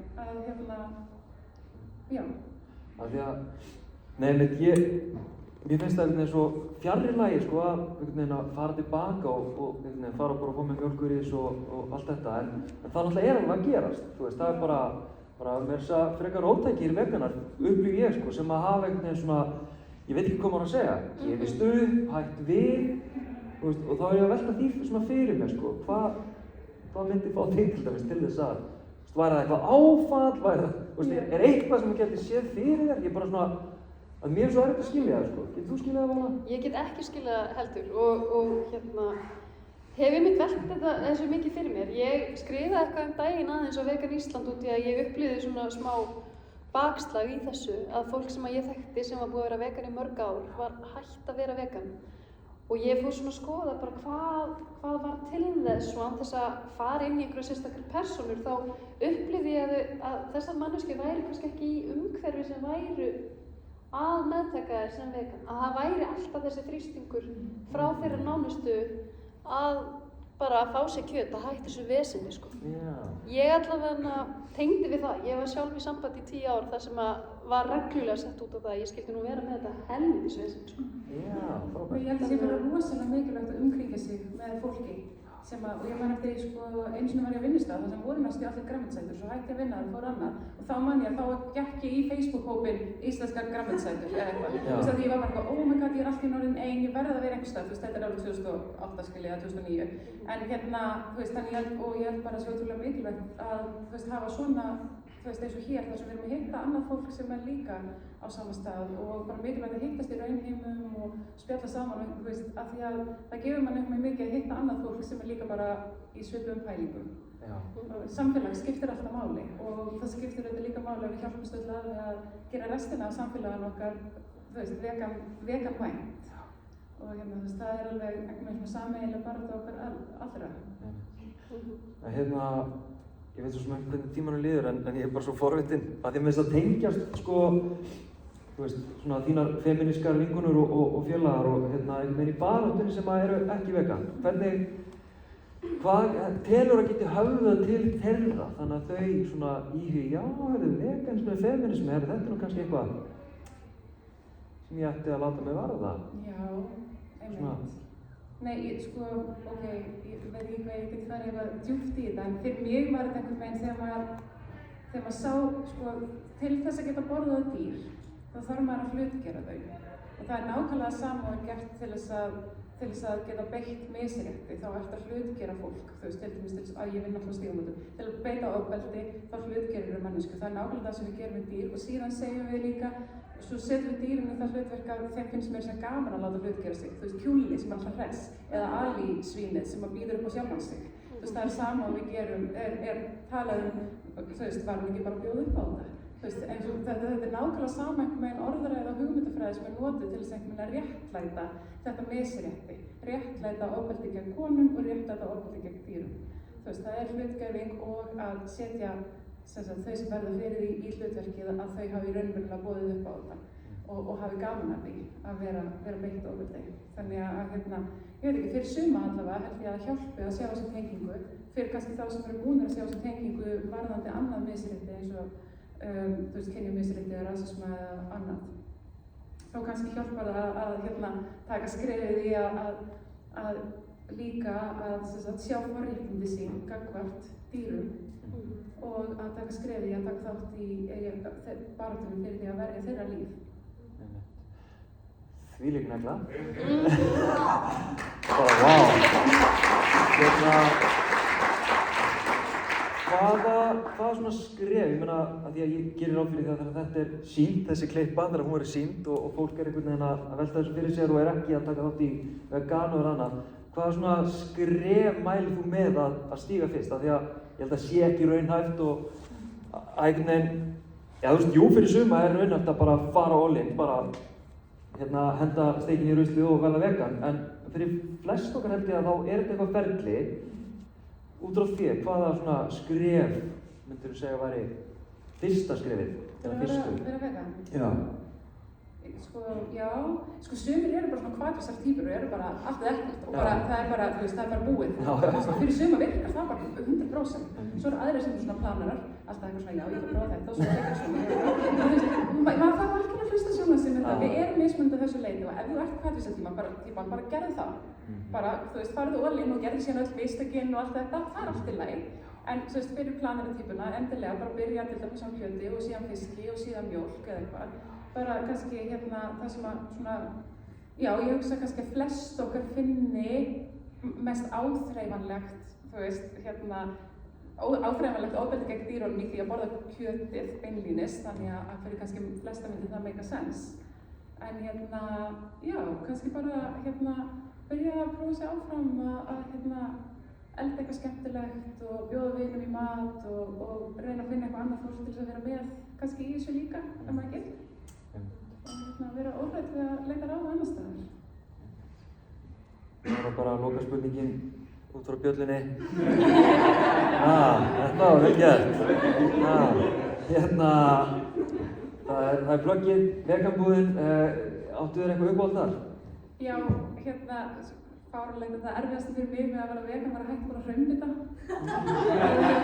Og bara allt, bara prinsból og elítæs hraunbitar, það er allt uppáhaldið mitt. Og ég loksins fann eitthvað í veganbúðinni og svo nú ég ekki eins og hvað það heitir en það er fjólblóm umbúðum. Það er eitthvað svona súkkulaðikeks og það stendur samt líka eitthvað svona, það er eitthvað smá svona salt í því eitthvað. Og þetta er ógeðslega gott og ég mæli með þessu og ætla að kaupa meira þannig að þetta verður pottið pantað inn meira. Alla fara að kaupa súkkulaðikeks í fjólblóm. Þetta er eins og hraun þá? Þetta er eins og, ef einhverjum kannast við elítæs. Já! Sem er eins og gamla prinsbóla. Er þetta líka til í míniútgáfum? Er það ekki? Þetta? Já. Jú, þetta er í svona litlum umbúðum. Þetta er í pínu. Já, það er líka til stór. Gamalt prinsbóla, með smósalti, rosalega. Ég veit hvað þetta er, ég hef oft keypt þetta er mjög gott, ég tek undir. Steinunn Guðrún Kristjánsdóttir, takk hjá mér fyrir spjallið.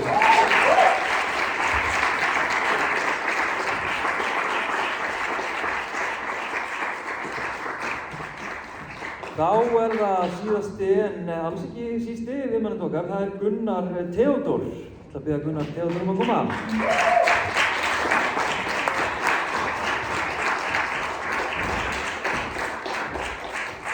Við fáum smá aðstoð með tæknimálinn hérna. Velkomin. Ég les lýsingu á þér. Hvernig er að sitja undir lýsingu? Þeir sem hafi setið undir lýsingu, er þetta þægilegt eða? Já, þetta er bara gaman. Ég var bara gaman að fólk væri þetta. Það er 2, 3. Gunnar Theodór er rithöfundur og doktor, doktorsritgerð hans í almennri bókmenntafræði fjallaði bókmenntir og dýrasiðfræði. Gunnar, sem hefur getið sér gott orð í útgáfu ævintýralegra barna- og ungmennabóka, gaf árið 2019 út bókina Sláturtíð. Bókin lýsir heimi aðgerða sinna og baráttu fólks af ýmsu tagi, auk þess að draga fram flókin álitamál hvað varðar dýravernd og hugsjóna baráttu almennt. Gunnar er 3 barna faðir í sambúð og á köttinn Dífu. Velkomin Gunnar. Takk fyrir. Ég ætla bara að demba mér í aðalspurninguna. Hvað var til þess að þú varst vegan? Já, ég verði eiginlega að svara í svona nokkrum ferðum af því að ég hoppa alveg 20 ára eftir tíman og útskýra hvenær ég hætti að borða kjöt af því að það tengist Greenpeace og sumarið 2003 þegar ég var nýútskrifaður úr menntaskóla og var svona svolítið leitandi og hafði mikið áhuga á aktivisma og þá komu þess að Greenpeace til Íslands að við vorum við Íslandingar byrjuðu að vera hvali aftur og þegar Greenpeace kom þarna þá var það mjög mun að vera málefnaleg og koma vel fram, þau viltu svona forðast ímynd Paul Watsons og svona, þú veist, að koma og sökka á hvalveiðiskipunum og allt það. Þannig að þau voru svona hress og skemmtilega og heldur tónleika og komum miklu stuði og ég leið og reynbúur ég á skipið til að þá var ég spenntur að koma á bjóða frá hjálpuna. Þannig ég var eitthvað aðstöðu með eitthvað hitt og þetta og ég var ekkert að pæla í bílum á svona tíma. Ég áleik mig mikið dýraðum og átti alltaf átt ketti og svona. Stór hluti af minni sjálfsímynd var að vera dýraður en hafði ekkert í þessu. Ég er þess að gera grín að vinni mínum í menntaskóla fyrir að vera grafnins. Sem núna ekki þetta og hann ger ekki námi ég var aldrei ekki. En ég var aðalega bara í náttúruvernd, það var Kárahnjúkar voru aðmálið á þessum tíma og ég var líka að pæla í hvalveiðum og svona. En allavega, þegar ég loks stutta þá koma Greenpeace þetta voru hress og svo mætir liðinir á Reykjavíkur til að mótmæla Greenpeace og gera það með því að drösla grillin og grilla hvalkjöt. Og Greenpeace bara brosa og koma út og tala og grilla með þeim og það voru allavega einhverjir sem að ég man þetta svo vel að það væri tilgjönd í fréttanum sko. Grillum kálfakjöt. Og þarna var svona rosalega visual moment hjá mér sem ég einhvern veginn sagði við að gera hvalkjöt og það gera kálfakjöt og þetta startaði öllum bara ferlinu sem að leiði til þess að ég sýtti Þannig að þau sem komu hingað frá Greenpeace til þess að vernda hvalina, þau skelltu kálfakjöti á grillinu. Og það var þá bara kom svo margar spurningar upp í haustum á mér sem einhvern veginn átt nautakjöt en ekki kálfakjöt og þú veist ekki hvalkjöt en þú veist borðaði fisk og borða lambakjöt en ekki kálfakjöt, bara þess að klassísku akkur þetta dýrin ekki heitt. Það fór allir í gang og ég endaði að hætta að borða kjöt síðla sumars og átti svo erfitt með einhvern veginn allt þetta. Alla sjálfboðavinnuna mína sem eftir að sumars þetta að sé þetta sko. Og svo bara svolítið eins og þú Steinunn bara einhvern veginn og ráði gamleitisæta og svona daðraði einhvern veginn við veganisma og vissi, byrjaði að lesa dýrasiðfræði og vissi að þú veist þetta væri eina siðferðislega rétta ákvörðun fyrir mig að vera vegan en ég fann mér alltaf einhver ástæði til að slá því á flest og var alveg, lagði metnað í að elda vegan og prófa hérna þetta en það var alltaf einhver stuð og fjölskylda og svona kynntist konunni mig 2009 og hún var eitt af það fyrsta sem hún sagði við eftir vinkonu sínar þegar hún sagðist að það heit mig og bara heitir hann Gæja og hún víst hún sannlega á hann grænmeti sagði hún grænmeti þegar hún líka það fór bara að elda rosalega mikið og góð en hérna, já, svo fór ég í doktorsnámið, fór að sökka í dýrasiðfræði og alltaf einhvern veginn fann að fela meira og meira, ég væri ekki alveg vegan, ég talaði sjálf þess að 80% vegan á þessum tíma og var oft innan mjög hardcore vegan lið sem að sko hefði alveg, ég þorði ekki að segja að ég væri ekki alveg og svo einu sinni, annað fyrir sko, 2012 þá var ég hérna svona sumarnámskeið í Bandaríkjunum og var með alveg svona mjög einmitt hardcore dýrasiðfræðingum í svona vinnustofu og ég játaði það í einhverjum matarboði ég sagði það sko, ég sagði 80% vegan og þá kom bara hérna þöggunarborðið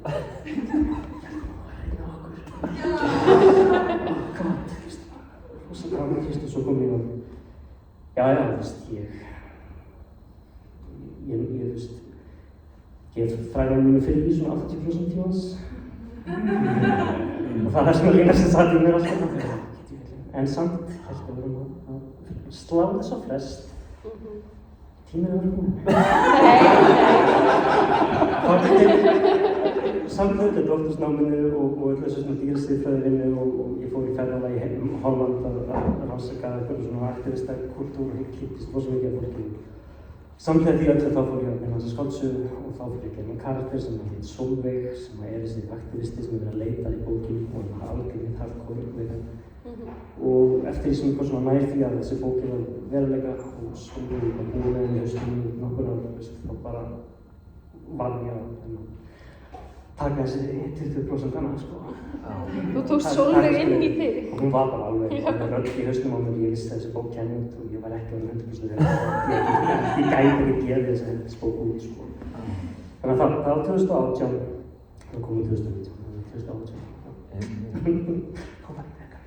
Eftir mjög mikla innri kvöl og... Já, þetta er langt ferðalag. Já, óþægilega langt. Já. Ég var nokkur námskeið í háskólanum svona dýrasiðfræði og menningu og það var rosalega merkilegt að sjá því. Fyrst árið 2010, svo árið 2013 og þriðja 2017 og sjá bara hvað ég þurfti að útskýra ótrúlega mikið árið 2010 sem var algjörlega sjálfgefið árið 2017.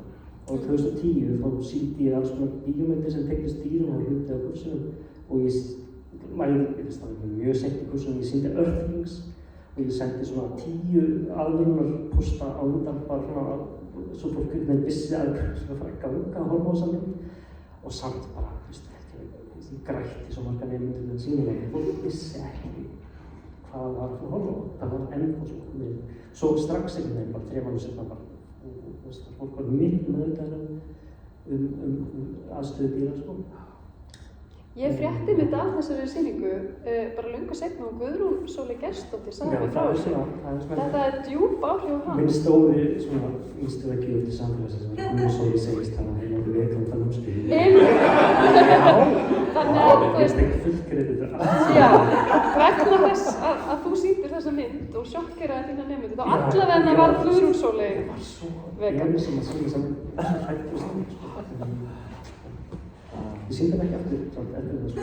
Nei, ég er svo mikill kjúklingur, ef ég má sletta á mig, að ég hef aldrei horft á svona.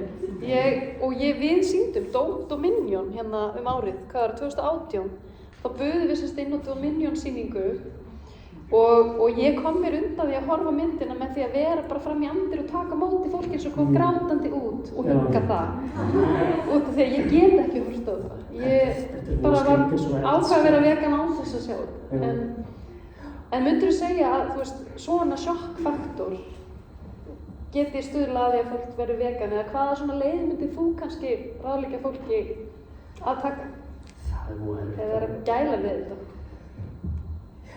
Ég veit ekki, ég hef alltaf bara, sko, sérstaklega eins og í þessum námskeiðum sem ég kenndi, sko, ég beigði alveg hálf námskeið og við fórum að tala um siðfræði og byrjaði bara að einhvern veginn vekja áhuga alls konar þversögnum.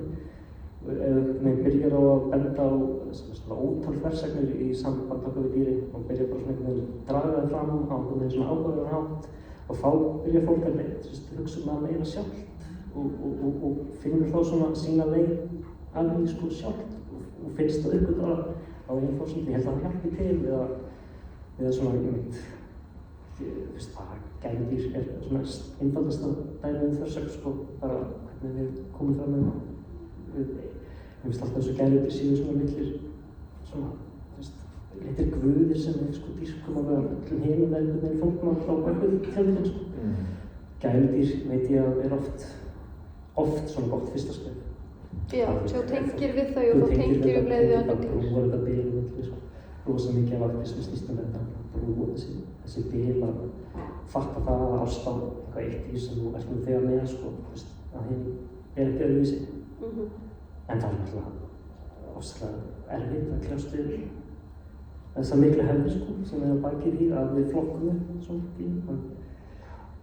En það getur verið, það getur verið sjokkerandi bíómynd, en það getur líka bara verið hérna einhver falleg bíómynd eða góð bók. Ég kenni mikið úr bókmyndunum og sérhæði mig í því að skoða gamla dýrasögur frá 19. öld sem hljómar svona einhvern veginn óspennandi en er mitt tími þar sem að fólk var og rithöfundar og fræðimenn og fatta það að dýr væru með hugsanir og tilfinningar og Darwin nýkomin út að segja að sé bara stigsmunur á milli okkar og það kveikti svo rosalega í hugarfluginu hjá mörgum rithöfundum að byrja að skrifa út frá öðrum dýrategundum og ég er svona að reyna að koma út bók sem að safna saman frá gömlum dýrasögum því að fyrstu dýraverndina samtökin, bara fyrstu dýraverndina á Íslandi byrja svona seint á 1900 mjög seint með grænkeralífsstíl. Þar sögur bara markvisst til þess að fá fólk til að hugsa. Það bara smásögur af dýr, sögur af dýrum, byrja að tengja við þessi dýr sem kannski fólk ekki vant að tengja við. Þú ert náttúrulega eiginlega þekktari fyrir að skrifa barna og ungmenna bækur og notaru, getur komið þessum Ég voru feimin að tala svona mikið hugmyndum inn í barnabækurnar. Opinberlega. Ég vildi væri duglegri en ég er Sólveig í bókinu minni svona fantasíum sjálf mig og mér ekki alveg svona hands-on hætti. En í bókunum, já, ég reyni alltaf í öllum bókunum minni með því öll til þess að bækna mér því að ég gera mitt besta til að vera með dýr mjög sýnileg.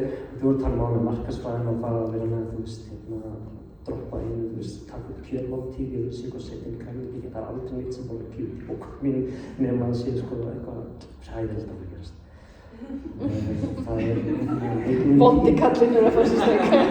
Já, það verður að fara mikið sem eitthvað dýr, alltaf dýra mjög í bókunum minn, en það er allt gert á svo mjög dramatískan hátt. Fyrsta bókin minn heitir Steyndýrin og með þetta bara dýr sem að hverfa og fólk sem að krakka sem að berga þeim. Já, áhugavert. Ég held að ég þurfi að fara að lesa fleiri barnabækur. Já.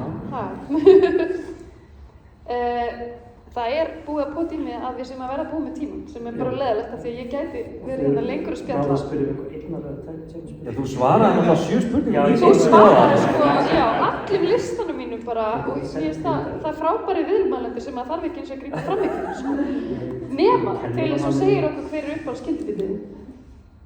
Já, ég held að sé Portobello sveppa borgararnir á Júsum. Og bæði þeim minnst úrslega góður líka því það kom ekki nostalgíu því að einu grænmetisborgarnir sem voru svona í boði fyrir marga ennastar voru á hamburgerabúðina og svetti sem var bara Portobello sveppi í brauði. En það var ekki svona svo kom allir þetta frábæra gæðikjöt og æðislegt og gæðiki borgarar og allt það og ég fór alltaf að sakna þessu sveppans og svo kom þessi Portobello borgarnir í Júsum. Geggjað. Við sendum líka á ykkur í dag þessa frábæru spurningu. Ef þú gætir sagt eina setningu við manneskju sem er alveg brún að vera vegan til að varpinni yfir þann brösku. En ég hugsa þetta með hérna svæðis. Ég ætla bara að segja línuna sem að satt í mér sem einhver biskup hafi sagt einhvern tíma fyrir 100 ára sem ég las í einhver bók einhvern tíma og það ef að dýrin tryggði á djöfnum þá væri hann í mannsmynd. Sem er okkur stað. Það er satt. Já. Og það er líka okkur stað kann. Já. Mjög djúpt, mjög dark, en mjög góð lokaorð. Það er ekki ástæðulaust að við fengum Gunnar til þess að setja endapunktinn í spjall. Setja því næstu barnabók. Já, nákvæmlega. Gunnar Theodór, takk hjá það fyrir að koma. Ég skal bara sleppa vaðið.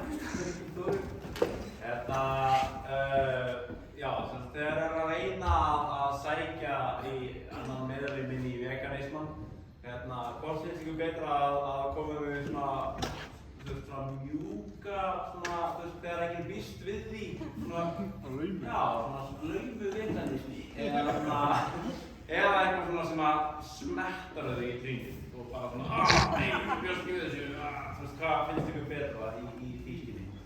Er þetta spurning til allra? Já. Steinum. Læta ganga. Já, ég veit það ekki. Það má alveg segja pass og láta ganga. Það er ekki guð að vera með svarið. vöru. Já, mér finnst ég hafa að prófa svona svolítið línuna. Ég var svona svolítið herská þegar ég byrjaði og þá var ég eitthvað svona, ég var í vinnunni og það var svona matur og svona, já það er lítið grís í matinn. Ég var svolítið í þessu, eitthvað svona að skjóta svona svolítið inn í. Mér fannst það ekki fallega rosalega vel í klámið, sko. Þannig ég reyndi svona stundum að slæta inn einhver samviskubiti og mér fannst það ekki alveg heima. Þannig að það hefur alveg virkað svona svolítið betur hjá mér að reyna að bjóða á einhver geggjaðan mat. Vera svona svolítið eitthvað, hei, smakka þessa kúmelskarmöðu eða eitthvað svona að reyna að vera svona skemmtileg. En mér finnst alveg líka við megum pota og mér finnst alveg geggja líka eins og að heyra Gunnar tala bara dýrasiðferðið.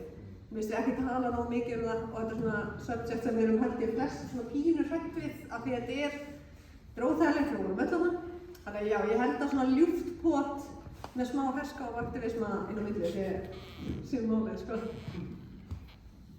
Já, ég sko, minnist þess nokkur sinnum að hafa verið í matabóði og eitthvað svona og fólk spyrir mig, já, hvernig kálið eða eitthvað svona. Ég man alveg eftir, ég sagði örugglega einu sinni eða kannski tvisvar, kannski oftar. Bara frábært skilur en líkið þitt. Eitthvað svona, já, ok, smá svona óþægilega leiðileikurinn, sko. Svona ef þau byrja með brandarann, sko. En ég man líka eftir, ég hef verið að grilla með vinahópi og ég grillaði kál, skilur hver gerir það. Og það var geðveikt gott og ég leiði það að smakka, skilur og ég vil meina að það hafi svolítið slap in the face. Af því að fólk hóla með grilla kál og bara, hann er búinn að missa, við kannum alveg búinn að missa og svo gerði ég maður smakka og það var bara, hvað? Þetta er ógeðslega gott. Og það var svona mjúkt slap in the face. What the? Já, ég fíla að gera svona, sko. Ég skal taka Já, ég segi það sama, bara með að elda og lífa fólk að smokka og mat og ég veist eins og ég sagði hann, bara finna leið til að láta, svona eins og einhvern barnasálfræði, að láta aðra fatta það sjálf sem þú ert að segja þeim. Og þú sagði mjög slappið þig fyrst. Ég ætla að segja járnglóði í silkihanska. Þetta sé gláðsestur. I'm gonna say it in English. But I agree in terms of like kind of those little slap in the face or soft. But I think I've mentioned also like in my thing about like meatless Mondays or something, like just trying out like a day, a meal. You know, you always have to start from like somewhere. So just that little step, and then doing something that makes you feel, or whoever you're dealing with, a little bit less comfortable, like a week. You know, it's just kind of like a challenge. It starts to become like this fun little challenge of being like, can I do that? Or can they take that? And also making it fun. I mean, there's so many different types of products that mimic the thing that you're interested in, or the person is interested in, so you can end up like swapping out that regular burger for a Beyond Meat burger. And like I said, like my mom, I mean, who like buys ribs and all this other stuff, she was like, oh my God, that's amazing. And I was like, yeah, you should eat more of them. Right? And sometimes I don't even tell them, I mean, they know that I'm vegan, fair enough, but I don't even tell them exactly what it is if I'm having a party. Like I had a vegan party, holiday party, and people could also bring stuff, but there were a lot of things people tried and they were like, oh my God. So throw a party, actually. Throw a potluck and have some dishes in there that are delicious that you love, and you'd be surprised if you don't tell them, everything that's vegan, and you'd be surprised, you'd be like, oh my, that was amazing. Like there's a vegan cheesecake from Yum now. Yes. Oh my God. Everybody was like, where did you get that? And I was like, actually, it's vegan. So yeah, I think there's many different creatives. Nice. Má ég bæta við? Mér kom að bæta við að ég veit þessi rosa góð hugmynd að halda góða veislu og bjóða fólki, og ég ætla bara rétt að segja að við erum líka að kynast konunum minni sem leist ekkert á í grænmetisæta, og við hópurinn hennar rosa mikið kjötfólk og hafði ekki áhuga á grænmeti. Ég bauð mér allir mín veislu til þess að þegar ég var að byrja að kynnast þessum vinahópi, sko. Og þegar fannst þetta bara hugra og jákvæð og til ég að koma og fá grænmetismat. Og ég var í eldhúsinu að gera þessa rosa fínu máltíð. Ég man ég bara að gera eitthvað svona stir-fry á pönnu, og þá kom geitungur inn í eldhúsið og byrjaði að flögra og ég var alveg viðbúinn því að það kæmi eitthvað svona umræða hvað er að gera geitungunum og hvernig eru skordýr á líf með önnur dýr. En það flögraði hann í þessu fyrsta grænmetis þetta var held ég alveg þetta veganáttur líka sem ég var að gera fyrir allan að vinna og hann flögðaði og hann einhverjum vegna tók dýfu beint á pönnuna og steikti sig bara og ég var að steikja grænmeti og allir fylltist með þess að gerast og bara og ég veit að það var partíð ekki lengur vegan og það er eitthvað sem ég heyri sko í vinahópnum 10 ára síðan bara eitthvað þegar ég var að reyna að bjóða þetta með grænmetismat þetta var alveg himnasending var það geitinga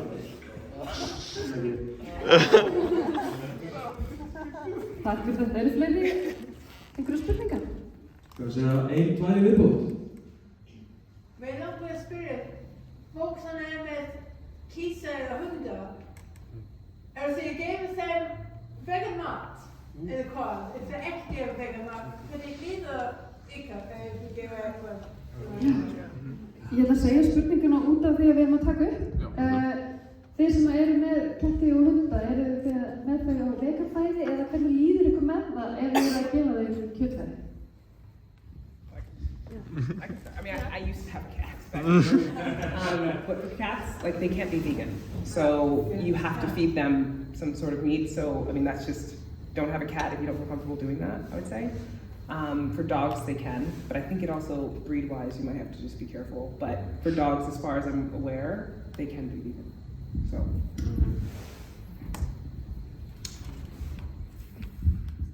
Ég bara pröndu, sko. Herri, já, ég á kissan Herbert, sem nýfluttur til okkur, þannig ég svona nýorðin svona kissu-mamma og ennþá að venjast köttum. Ég hundakona. Hundahekla!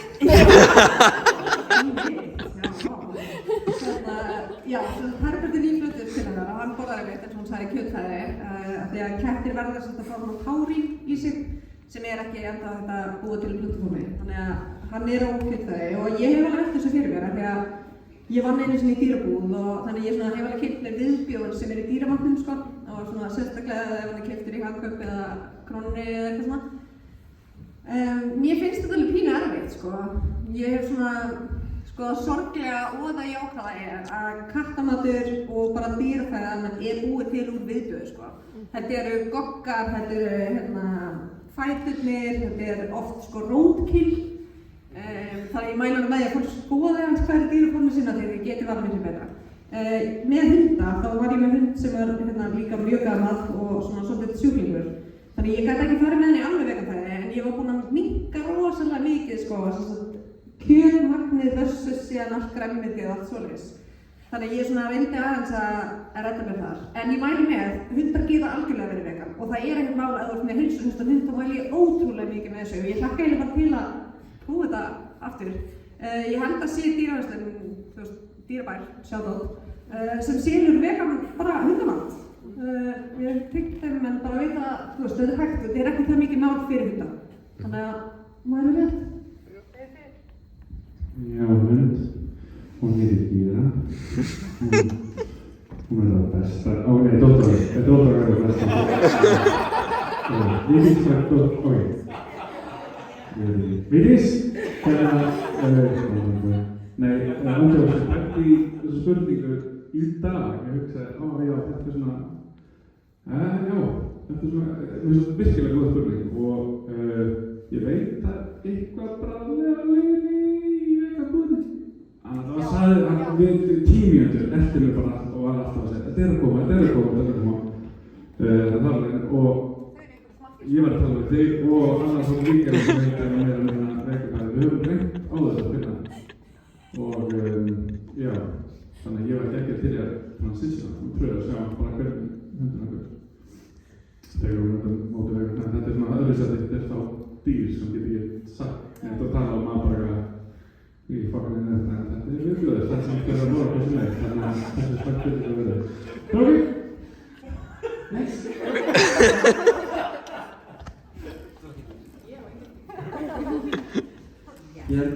Ein spurningi viðbót, hvað er tíminn? Rétt fyrir 10. Einhver, já? Sorry, það eru 2 hendur, við verðum að taka hvað. Ég hef horfið fram í þér á allt, byrjum á þér aftar. Mér? Já. Ég sé að Gunnar í EFF-ból. Mér langar að spyrja ykkur öll bara svona Hvað inspirar ykkur eða hver inspirar ykkur í current aktivisma og hvað veitir von framhald?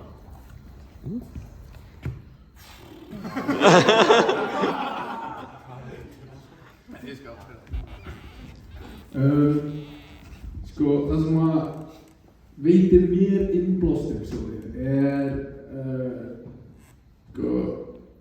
og ég alltaf mikið að koma að sjúma einhver svona myndböndu og samfélagsmiðlum, sko, en ég fæ svo góð oft frá hana eins og, hvað er það, Joey Já, eitthvað svona, sko, ég er ekki góður í nöfnum, sko, en og það sem hann að gera og svona, það lætur fólk svona að hugsa og ég alltaf bara, já, auðvitað, og ég svona samfærist alltaf svona, þó ég sé ekki mennur efasemdir, en líka allt matakvöndið, ég elska þetta.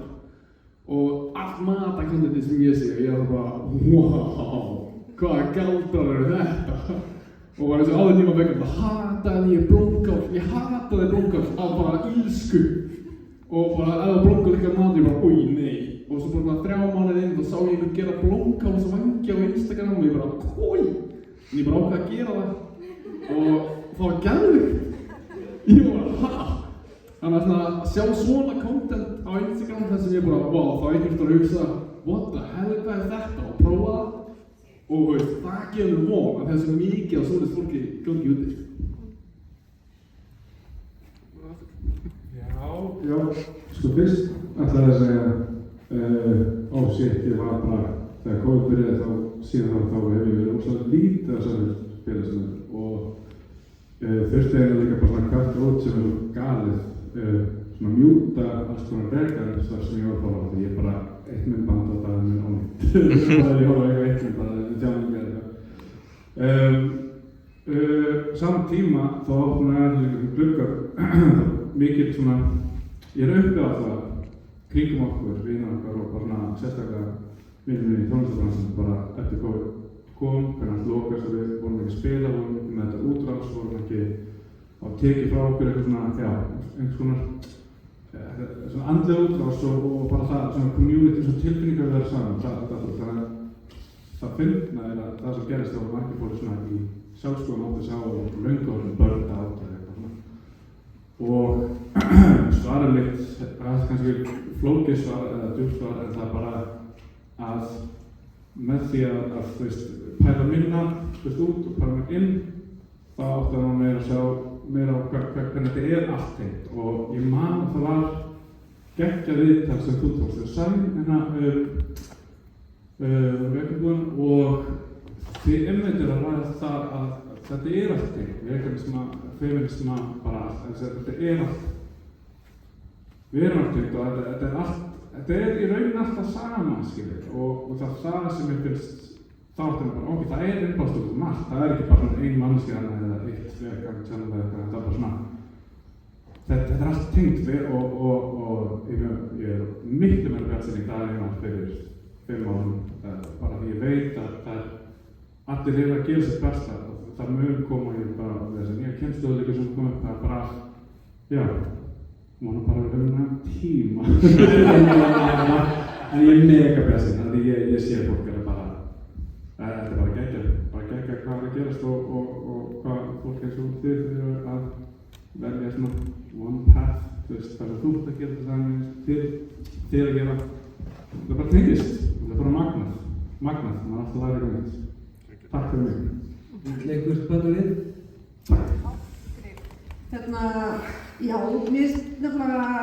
mér langar að gefa svona smá sjálfsagt á bara alltaf sko dýraaktivistana sem er að mæta þess að ég sagði á, okkur finnst svona flestum mjög óþægt að tala dýrasiðferði og hvernig við komum fram í alvörunni við dýr og ég var alveg eins og flestir Íslandingar heldur þessu, já, þetta er ekki svona Íslandi við höldum það því það er ekki gluggar á sláturhúsum, það er ekki, við fáum ekki að horfa inn í svínastíðina þar sem svín alast upp alla ævi aldrei sem fá að komast út og ég held að það gerði ótrúlega mikið fyrir mig brúneggjumálið að sjá bara hvernig hærður eru að lifa eða svínamálun á Íslandi þar sem bara önnur giltaði með legursár en við segjum þetta samt alltaf að það sé miklu betra en heima þegar raunin er að þetta er nákvæmlega eins og þannig að já, ég held að dýraaktivistarnir sem eru sko 100% við fáum svolítið ekki að heyra það því að við nennum ekki þetta eru erfiðar fréttir og það eru hagsmunaaðilar og svona. Þannig ég held þau og svona kannski aðeins vonarneisti. Mér fannst það gaman núna bara jólin í búin og ég sá bara geðið mikið af svona ömmum í vegabúðinni. Og mér fannst það ótrúlega fallegt og ég meina mamma mín og mömmur fleira og foreldrar og ættingjar að svona, þú veist, skilja kannski ekki neitt en virða þetta samt og reyna sitt besta þó að það séu með umfýr, fiskisúpunni og hljóðliði og eitthvað. Mér finnst það ótrúlega fallegt að ég hætti að reyna þó að börnin þeirra séu eitthvað gett erfið og vegan á stíðinu að þau reyna sko. Gef mér von. Ég ætla að tala vorleysi sko. Nei, ég ætla bara að segja að ég upplifað mjög mikið síðustu ára því ég ekki mikið að fylgjast með körfuaktivisma, verð ég að segja. Ég alltaf svona 100 árum eftir að með það, ég búin að vera að lesa þetta mjög mikið aktivisma á 19. aldar og snemma á 20. aldar sem var alveg ótrúlega uppsöfnu alls staðar í nágrannalöndunum og var alltaf í Íslandi og svo bara drápaðist alltaf neður þegar fyrir heimsstjórnarústum. Málarnir bara dói 50 ára eða eitthvað. Þannig að þegar ég les svo mikið af þessu dóti sem að þetta allt saman og að gerast 100 árum núna, 100 árum síðar og þá það flýgast á hverjum næstu En það sem kannski svolítið veist það sem þú veist að segja sem með tengingarna tengingarna á milli ólíkra hópa og samtökum sem eiga sér stað varðandi skiptakúgun og allt það rosalega stór hluti. Það eitt af því stóra sem við breyst í dýrasýrfræðinni, það þetta intersektionál dýrasýrfræði. Og hitt líka bara tækni maður verður að líka trúa á að það sé að gefa eitthvað að það sé eitthvað sem var ekki í staðar fyrir einhverjum öðruvísi upplýsingaflæði og miðlunum en allt gerist miklu hægar þá það höfum við sem fyrir kynslóðar höfum við ekki. Fleiri? Ok. Sko, ég sé að þið ekki að eyða í sætinu. Ég að spá ef að taka eina spurningu, varstu ekki með? Já? Já, sko, en þetta svo miklu verri spurning. Ég veit svo skupið, en þið sem myndust á maka ykkar, myndust á makinn væri vegan og spurningin mín eitt bara myndu þið, ef þið væri single eða single, deyta manneski sem hardcore meat eater, eða svona, þú veist, kjötæta og líklegast ekki að fara að skipta skoðun, eða myndið taka því sem challenge Can save him. Já, einhverja skoðun á fyrir mættinsu og svo eitthvað persónulega. Ég tók því sem challenge á sinni tíma.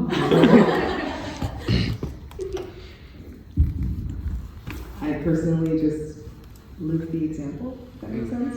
Yeah. So I try not to, because I think, I've gotten this a lot of times, actually, especially when I worked in like corporate Icelandic situations. And at lunch, if I tell people I'm vegan, like their face is like, shit, is she going to judge me? Because it was like literally, the whole conversation was, so are you upset right now that I'm eating this? And I was like, I don't care, that's not my, you know, meaning like I'm not trying to sit here and focus on your food. I'm just eating my food, but I would bring in really delicious meals. And everyone was like, what are you eating today? And I'm like, well, and it started a conversation around like different types of food. And so instead of, and I'm not saying, there's a place for doing that, right? Obviously like slaughterhouses and, you know, but I feel like when you're in a situation where people are open to it potentially and not trying to be the jerk or be like, I only eat meat, as if you literally only eat meat, like you don't eat potatoes. Right? Like, it's like one of those things where I'm meat and potatoes, it's like, then you're halfway there.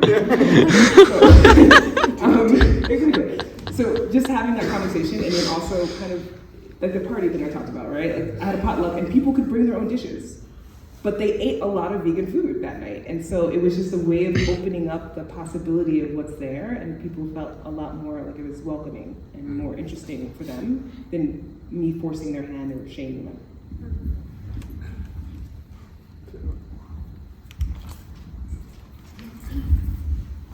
Já, ég held sko, þú veist, mér hefur þetta ekki tekist að gera minni maka vegan eða grænmetisætu. En ég held að skipta bara rosalega miklu máli í heilbrigðum samböndum að það sé borin mikil virðing fyrir vali fólks og þá er ég aðalega að tala að manneskjan sem ennþá borðar kjöt þarf sérstaklega að bera virðingu fyrir því að heimanneskjan er búin að velja sér að standa með dýrum. Og það er ekki alveg jafn rétt hátt, það er ekkert að segja, þú þarf þú líka að virða mína skoðun að borða kjöt. Sko það er ekki nákvæmlega sama eins og að virða það að vera vegan, ég vona að þetta skiljist. Það er þú veist, það er ekki, það að finnast kjöt gott á bragði og vilja halda áfram að borða það er ekki bara, það er ekki sko hinn póllinn á veganisma, skiljur. Þannig að ég held að það sé bara mjög mikilvægt í parsamböndum þó að heimaaðilinn sé ekki vegan, að það sé aldrei þrýstingur eða vera að gera grín að hinni manneskjunni fyrir það að velja að standa með samfélaginu sinni þetta réttlæti. Og ef það er gert, þá þarf maður eitthvað að endurskoða. Það er alveg sko. Þú veist, það er merki að samskiptin séu óheilbrigð á einhvern hátt.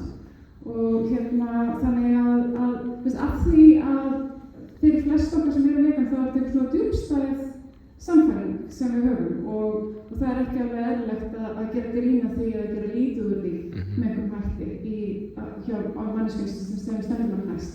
Þannig ég held að það skipti mjög miklu máli þó að heimanneskjan sé ekki endilega á nákvæmlega sömu vegferð í lífinu og það verður þetta frábært. Já. I have a question on behalf of my mom, so she doesn't want to ask the question. She's wondering about the cost and if you feel like the cost of being vegan deters people because sometimes people assume that it's more expensive. Does this ever come up as like a reason, because if you go to Vegan, for instance, you can easily spend like $10,000 on little things, like specialty things, but you can also not spend $10,000 and get a lot of stuff. So I'm just curious if like, in Iceland, especially where things are more expensive than some other places, if this ever is an issue that people talk about or try to use as an excuse for not being vegan or why they haven't done it yet.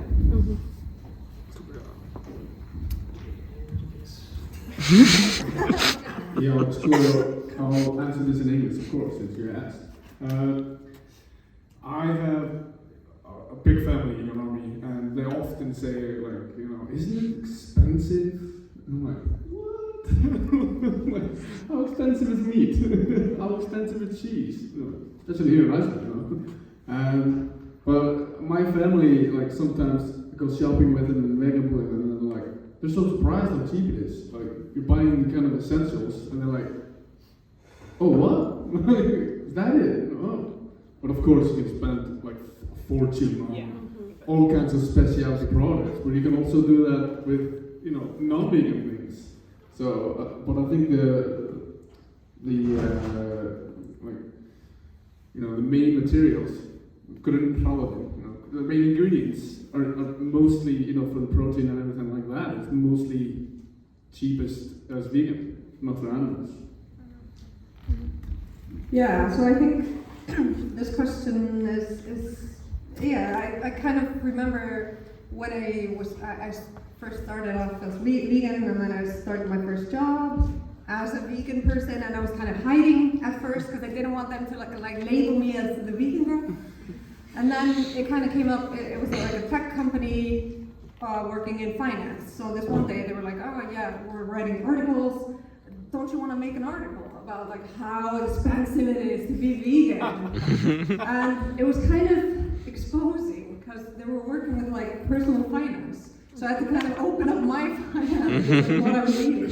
And at that time I was eating a lot of pizzas and burgers and I didn't really know what to eat and what to cook. I'm not a great cook. So I was just going around everywhere. So my calculations were like, if you only eat fast food, and like I was eating in like the pizzas are so good, but it's kind of it's a bit on the high end. You're gonna cook. Yeah. So yeah, with our calculation, it kind of came out even, maybe a little bit on top. But that, I was eating a lot of hlaðvarpið. I was going around places trying everything vegan because I was like, yeah, I gotta support the economy. Yeah, I gotta keep it going. So, yeah, I definitely think it's cheaper. I definitely think it's cheaper than like the majority of people think. I think they'd be surprised because the beans rice, vegetables. I mean, meat and fish and cheese, these are the expensive items. So, yeah, I think you can do whichever way you want, but I think you can do it, manage it really cheaply, and, you know, if you want to go buy all the stuff that I did, then you come out like very even, yeah. Yeah, I agree, and I'm guessing the question is also just in regards of, you know, being raised in another country and you know, in a country where ingredients are not, they're not, like here we're literally just looking at, like, should I get this from that menu or should I make it myself? But it's twice the price if I make it myself. This is about, you know, meat and non-meat things. Like, do I really want to fuck up something and pay twice for it or just get somebody else to do it for me? That's my way of thinking. It's just, I don't know, man. I'm so disconnected with this corona currency we have. It's all just like game money. I don't know. I'm very, very poor with finances. Just I can't take anything serious. It's just a ridiculous thing, and it doesn't matter. Problems do not matter. What my heart thinks matter. Cue song. No. Good night.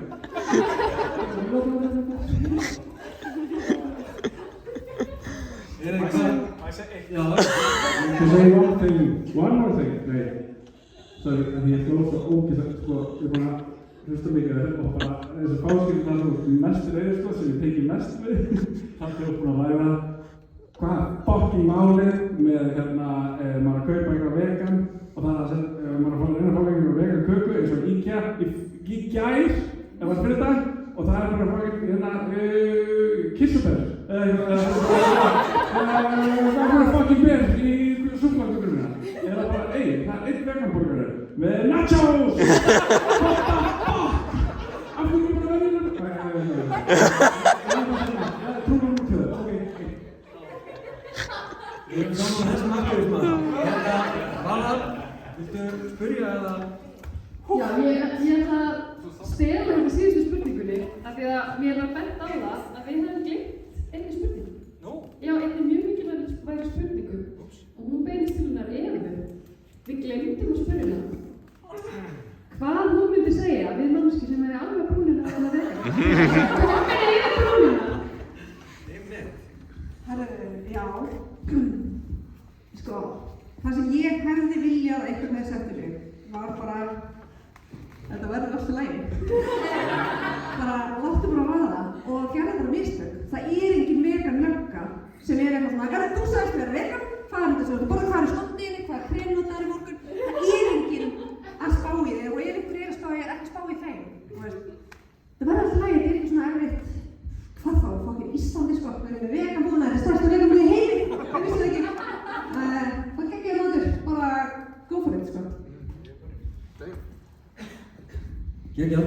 Ég held að enginn sé að drífa sig hérna út, en við ætlum nú ekki að fara að lóta yfir tímann, þannig að mér langar bara að þakka ykkur kærlega fyrir að gefa ykkur og vera með okkur í þessu.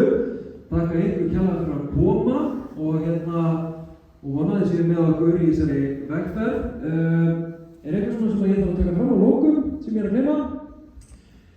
Nei, það er ekki. En já, ég held að við séum ekkert að hlaupa út, verður okkur nokkuð hent út, hvað segja skipuleggjendur? Við ekki vera aðeins að chilla? Jú, aðeins lengur held ég. Fá okkur eitt drykki viðbútt, ég þarf að fá mér allan eitt bjór, sko. En annars bara rjúkið út eða þið erum komið ógeð og